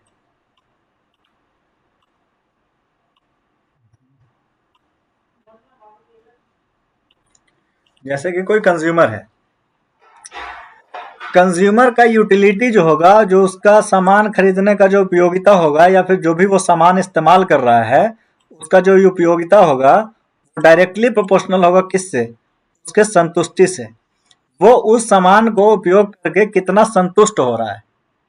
ठीक है, इसको हम बोल सकते हैं ऐसे भी, बस ये सिर्फ हम समझाने के लिए ये सारा शब्द यूज कर रहे हैं।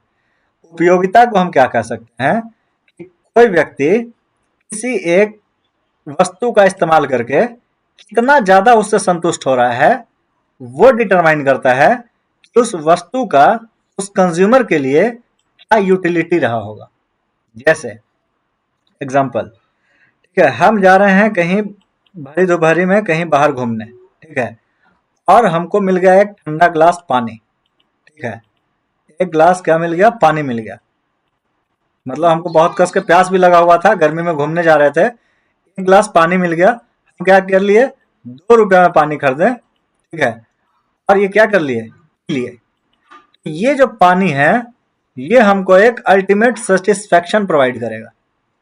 यही पानी जो हम पिए हैं, इसका यूटिलिटी की अगर हम बात करें, यूटिलिटी की बात करें तो ये हमको बहुत ज्यादा यूटिलिटी प्रोवाइड करेगा, क्योंकि हमारा रिक्वायरमेंट था कि वहां पे हमको पानी चाहिए था और ये पानी हमको क्या हो गया, मिल गया। ठीक है, यानी कि हमारा यूटिलिटी जो था वहां पे क्या था, मैक्सिमम था। ठीक है, वही चीज कहता है कि किसी उत्पाद का इस्तेमाल करके ग्राहक कितना संतुष्ट हो पाता है, इसी को क्या कहते हैं, यूटिलिटी कहते हैं। जितना ज्यादा यूटिलिटी होगा उतना ज्यादा सेटिस्फेक्शन होगा, क्योंकि अभी अभी बात की उपयोगिता जो होगा डायरेक्टली प्रोपोर्शनल किसको होगा, संतुष्टि के। हमको अभी यहाँ पे लिखने के लिए एक पैड का आवश्यकता है। ठीक है, एक पैड का आवश्यकता है। ठीक है, हम चाहते हैं कि एक पैड ले लें ताकि हमको लिखने में आसानी हो। वो अगर पैड लेकर के आएंगे और हम जब लिखेंगे, ठीक है, और जब उससे हम बहुत अच्छा तरीके से चीजों को समझा पाएंगे लिख करके, वो हमको क्या देगा, एक यूटिलिटी देगा। ठीक है, वो क्या देगा, यूटिलिटी देगा। यानी कि यूटिलिटी ऐसा नहीं है कि सिर्फ खाने पीने के वस्तु पे ही मिलेगा, यूटिलिटी हमको दुनिया के हर एक वस्तु पे मिल सकता है। जैसे कि हमारा चाहत है कि हमारे पास एक 4 व्हीलर हो। ठीक है, जब हमारे पास एक 4 व्हीलर होगा, जब पहला 4 व्हीलर हम लेके आएंगे, ठीक है, तो वो क्या देगा, हमको एक यूटिलिटी प्रोवाइड करेगा, हमको एक हैप्पीनेस देगा। आप इसको ऐसे भी समझ सकते हैं, वो क्या देगा, एक हैप्पीनेस देगा। और यही हैप्पीनेस जो है वो क्या है, कंज्यूमर के लिए यूटिलिटी है। ठीक है, चलो अब यहाँ पे देखते हैं क्या होता है। यूटिलिटी तो है, तो यूटिलिटी का भी थोड़ा सा कंडीशन है कि यूटिलिटी क्या हमेशा हैप्पीनेस बढ़ते रहेगा, क्या हैप्पीनेस खत्म हो जाएगा, क्या होगा, इस चीज पे थोड़ा सा चर्चा करते हैं। चलिए जैसे इसी चीज का एग्जांपल लिखे हम, गर्मी के दिनों में ठंडा पानी पीने पर मिलने वाली खुशी। ठीक है, अब मान के चलो कि हम क्या करते हैं कि हम यूटिलिटी को थोड़ा सा क्या करते हैं ना, कि नंबर पे लिखने का कोशिश करते हैं। कि जैसे कि हम गए थे गर्मी में, ठंडा पानी पी लिए, हमको खुशी मिला, मान के चलो कि 10 यूनिट मिल गया हमको खुशी। ठीक है, 10 यूनिट हैप्पीनेस हमको मिला या 10 यूनिट सेटिस्फेक्शन हमको मिला। ठीक है, अगर वहीं पे ठंडा ग्लास ऑफ वाटर के जगह पे हमको कोई नॉर्मल पानी दे देता, अगर हमको नॉर्मल पानी दे देता, हम खुश तो होते, लेकिन 10 नहीं हो पाते, 8 यूनिट हो पाते। ठीक है, हमको खुशी तो होता पर बस प्यास बुझता, 8 यूनिट हमको खुशी मिलता, मतलब कि कुछ कम खुशी मिलता। ठीक है, अगर हम नॉर्मल वाटर के जगह पे कोई हॉट वाटर दे देता, ठीक है, hot water in the sense कि कोई गर्म करके नहीं दे देता, जैसे पानी रखा हुआ रहता है उसके पास और हमको बहुत कस के प्यास लगा है, तो बोलता है कि लीजिए आप ये पानी पीजिए। ठीक है, अगर हम वो गर्म पानी पी लेते, हमको ये 8 यूनिट मिल रहा था नॉर्मल में, हमको वहां पे हो सकता था कि 3 यूनिट ही मिलता। वहां पे हम 2 सिप लेते और सिर्फ अपना गला सुखा करके इसको रख देते। यानी कि जितना ज्यादा सेटिस्फेक्शन मिलेगा उतना ज्यादा हैप्पीनेस मिलेगा, उतना ज्यादा यूटिलिटी होगा। ठीक है, ये डिपेंड करेगा किस पे, कि आप किस सिनेरियो में कहां पे क्या चीज का इस्तेमाल कर रहे हैं। देखिए, अब इसी पे हम थोड़ा सा और आगे आते हैं। अब मान के हम गए और हमको मिल गया ठंडा पानी ही। ठीक है, हमको ठंडा पानी ही मिला, लेकिन हम क्या किए, हम जैसे बहुत ज्यादा प्यासे थे, हम पहला ग्लास पी लिए पानी। ठीक है, पहला ग्लास पी लिए पानी, हमको खुशी मिला कितना का, 10 यूनिट का। हमको कितना खुशी मिला, 10 यूनिट का संतुष्टि मिला। हमको लगा कि और पीना चाहिए, हम दूसरा ग्लास पानी पी लिए। दूसरा ग्लास जब हम पानी पिए, वो खुशी, अब तो जैसे पहला बार जो हम प्यासे होंगे उस समय जब पानी पियेंगे तो मैक्सिमम खुशी हमको प्रोवाइड करेगा। उसके बाद जब हम पानी पिए तो हमको फिर भी खुशी हुआ, लेकिन हमको अभी पूरा का पूरा जो पहला ग्लास पिए थे उतना नहीं हुआ, उससे थोड़ा सा कम हुआ। उसको हम एज्यूम कर लिए कि 8 यूनिट हुआ। जब तीसरा ग्लास पानी पी लिए, अब थोड़ा सा और यूटिलिटी क्या होगा हमारे लिए, कमेगा, क्योंकि अब मेरा पेट भी भर रहा है, हमारा बॉडी भी उस तरीके से क्या हो रहा है, अपने आप को ऑब्जॉर्व कर रहा है। ठीक है, चौथा ग्लास पानी में क्या मन किया कि भाई अब तो बस हो गया, अब तो मेरा पेट भर गया। ठीक है, अब तो हम पानी नहीं पी पाएंगे। ठीक है, यानी चौथा ग्लास पानी में यूटिलिटी हमारा क्या बचा, 1 यूनिट बचा। अगर हमको इसके बाद भी कोई 5वां ग्लास पानी पिला देता, ठीक है, अगर यहाँ पे हमको अब 5वां ग्लास पानी पी लेते, ठीक है, या कोई पिला देता, तो फिर हम बोलते भाई अब तो तुम टॉर्चर कर रहे हो हमको, मेरा पेट भर गया है। ठीक है, हमको पानी पीना था, हम पानी पी लिए हैं, मेरा पेट भर गया है, अब तो हम पानी पियेंगे तो हो सकता है उल्टी ना हो जाए, लेकिन फिर भी तुम पिला रहे हो। अब मेरा यूटिलिटी क्या हो गया, माइनस में हो गया। ठीक है, अब जब वो जबरदस्ती हमको करना पड़ रहा है, ठीक है, या किसी मजबूरी में करना पड़ रहा है, अब यूटिलिटी हमारा क्या हो गया, निगेटिव में हो गया। यानी 5वां ग्लास ऑफ वाटर जब हम पी रहे हैं, यूटिलिटी हमारा क्या हो गया, माइनस हो गया। इसी चीज को टोटल जोड़ के देखते हैं। जब पहला ग्लास पानी पिए थे तो 10 यूनिट का खुशी मिला था, टोटल यूटिलिटी कितना मिला हमको, 10 यूनिट का। दूसरा ग्लास वाटर में 8 यूनिट का यूटिलिटी था, टोटल यूटिलिटी कितना हो गया, 10 में 8 जुट गया, कितना हो गया, 18 हो गया। तीसरा ग्लास जब पिए तो 5 हुआ था, तो 18 में और 5 जुट गया, 30 हो गया। चौथा ग्लास जब पिए थे, चौथा ग्लास में 1 यूनिट और यूटिलिटी बढ़ा, 1 यूनिट और सेटिस्फेक्शन मिला, और अब मेरा सेटिस्फेक्शन कितना हो गया, 24 हो गया। ठीक है, लेकिन जब हम 5वां ग्लास पिए हैं, अब मेरा यूटिलिटी निगेटिव हो गया है। ठीक है, अब जो हमको खुशी मिल रहा है वो निगेटिव हो गया है, यानी जो टोटल यूटिलिटी होगा अब मेरा घटना शुरू हो जाएगा भाई। ठीक है, ये जो होगा ये 22 यूनिट पे आ जाएगा। ठीक है, यहीं से क्वेश्चन पूछता है, यही जो कॉन्सेप्ट देखे हम लोग, यहीं से क्वेश्चन पूछता है कि इसमें क्वेश्चन कैसे पूछेगा, क्वेश्चन ऐसे पूछेगा कि अगर अधिक उपयोग कर रहा है कोई कंज्यूमर, किसी वस्तु का, किसी सेवा का अधिक से अधिक उपयोग कर रहा है, तो उसका उपयोगिता क्या होते जाएगा, कम होते जाएगा। obvious सी बात है, अगर आप एक 4 व्हीलर लेकर के आए हैं, ठीक है, आपका जो पहला 4 व्हीलर होगा वो आपको मैक्सिमम यूटिलिटी देगा। जब आप दूसरा 4 व्हीलर लेकर के आइएगा घर में, वो आपको उतना खुशी नहीं देगा जितना आपको फर्स्ट वाले में मिला था। ठीक है, जब आप फर्स्ट बार ड्राइव कर रहे हैं गाड़ी को, आपको बहुत ज्यादा खुशी मिल रहा है। जब आप इसी को सेकंड टाइम ड्राइव कीजिएगा तो भी आपको खुशी मिलेगा, बहुत मिलेगा, लेकिन उतना नहीं मिलेगा जितना पहला बार में मिला था। ठीक है, यही चलाते चलाते जब 100वां बार आप गाड़ी चला रहे होंगे, बस आपका एक्सलेटर पे पैर होगा और गियर पे हाथ होगा, गाड़ी अपने आप चल रहा होगा, मन में आप कुछ और सोच रहे होंगे। वहां पे आपका बस अब यूटिलिटी क्या हो गया, लगभग उस चीज का यूटिलिटी क्या हो गया, उपयोगिता आपका खत्म होते जा रहा है। ठीक है, बस यही चीज है यूटिलिटी का कॉन्सेप्ट इसमें।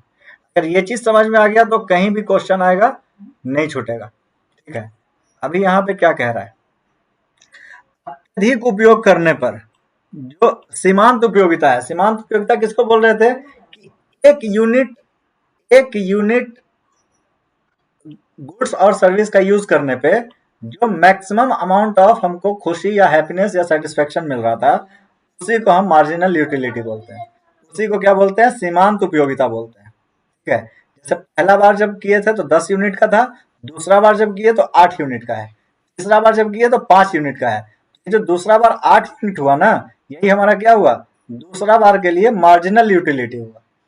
तीसरा बार के लिए मार्जिनल यूटिलिटी कौन हुआ, 5 यूनिट हुआ। चौथा बार के लिए मार्जिनल यूटिलिटी कौन हुआ, 1 यूनिट हुआ। पांचवा बार के लिए मार्जिनल यूटिलिटी कितना हुआ था, -2 यूनिट हुआ था। ठीक है, अत्यधिक उपयोग करने पर जो मार्जिनल यूटिलिटी है, ठीक है, वो निगेटिव भी हो सकता है।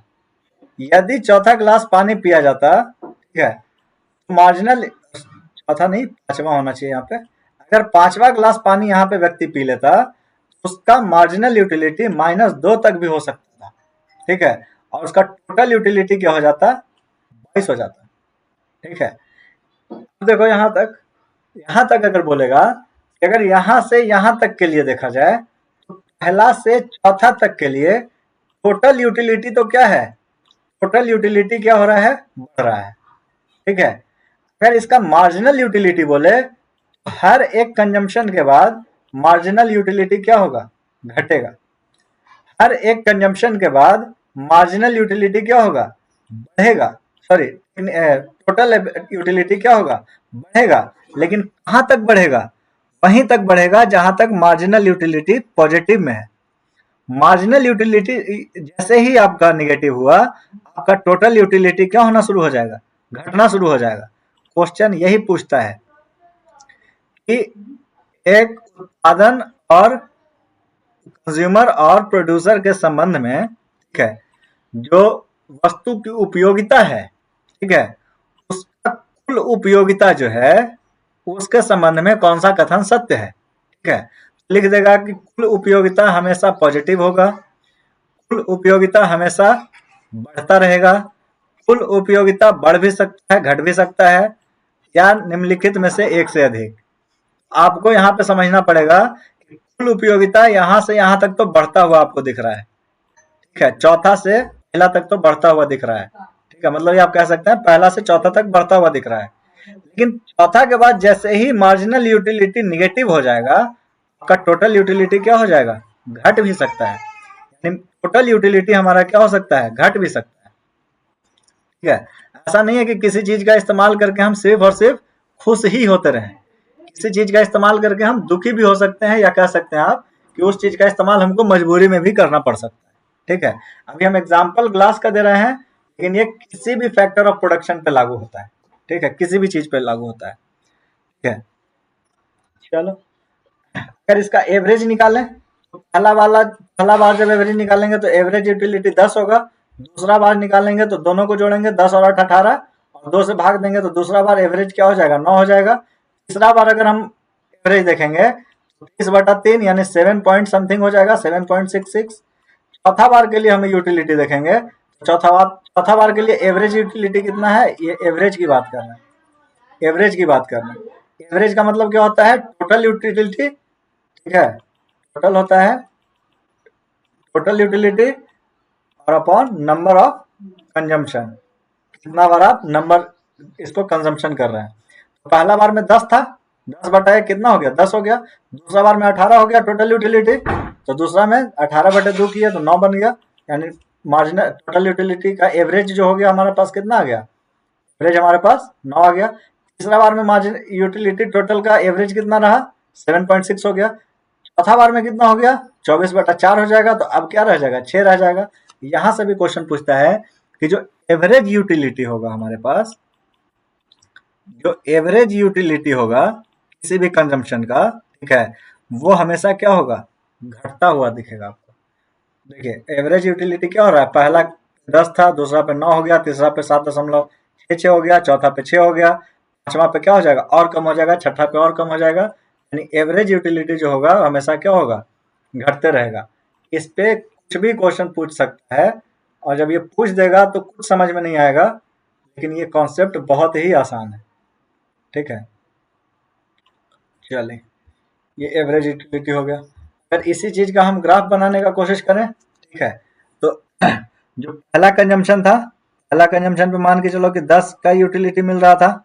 दूसरा कंजम्पशन था, दूसरा कंजम्पशन पे हमको कहाँ पे मिला, दूसरा कंजम्पशन पे कितना गया था, 18 पे गया था। ठीक है, दूसरा कंजम्पशन पे 18 पे गया है, तीसरा कंजम्पशन पे 23 पे गया, चौथा कंजम्पशन पे 24 पे गया, पांचवा कंजम्पशन पे क्या हुआ था, पांचवा कंजम्पशन पे यहाँ -2 हो गया था और ये वापस लौट गया था कहाँ, 22 पे। यानी पांचवा कंजम्पशन पे कहाँ आ गया, यहाँ आ गया। छठा कंजम्पशन पे क्या हो जाएगा, और कम हो जाएगा।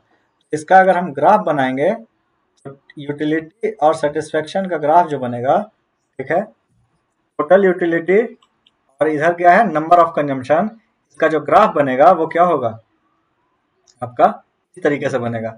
यानी यूटिलिटी शुरू में तो बढ़ेगा, बाद में वो डाउनवर्ड स्लोप आ जाएगा।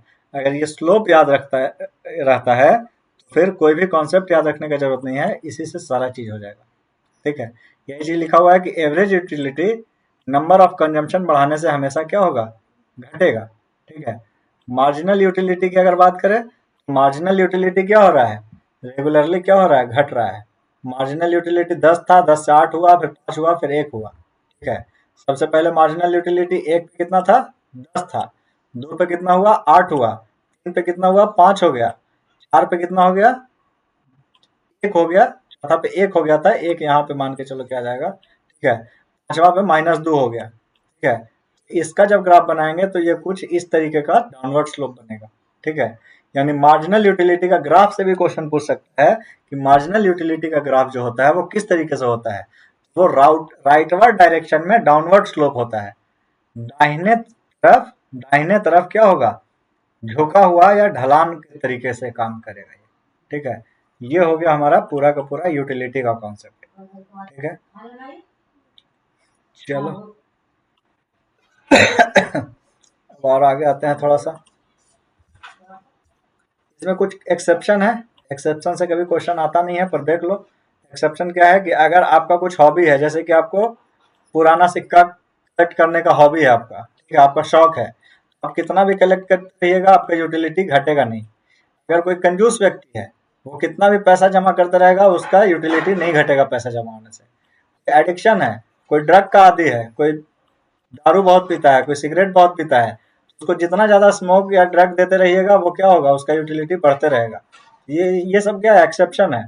सब पावर है, ठीक है।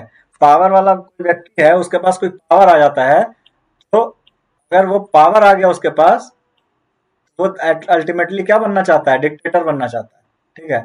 यानी पावर जो है ना, वो एक्सेप्शन है कि पावर जब आपके पास आएगा, तो हमेशा चाहिएगा कि वो पावर हमारे पास बढ़ता रहे। उसी तरीके से मनी है, ठीक है।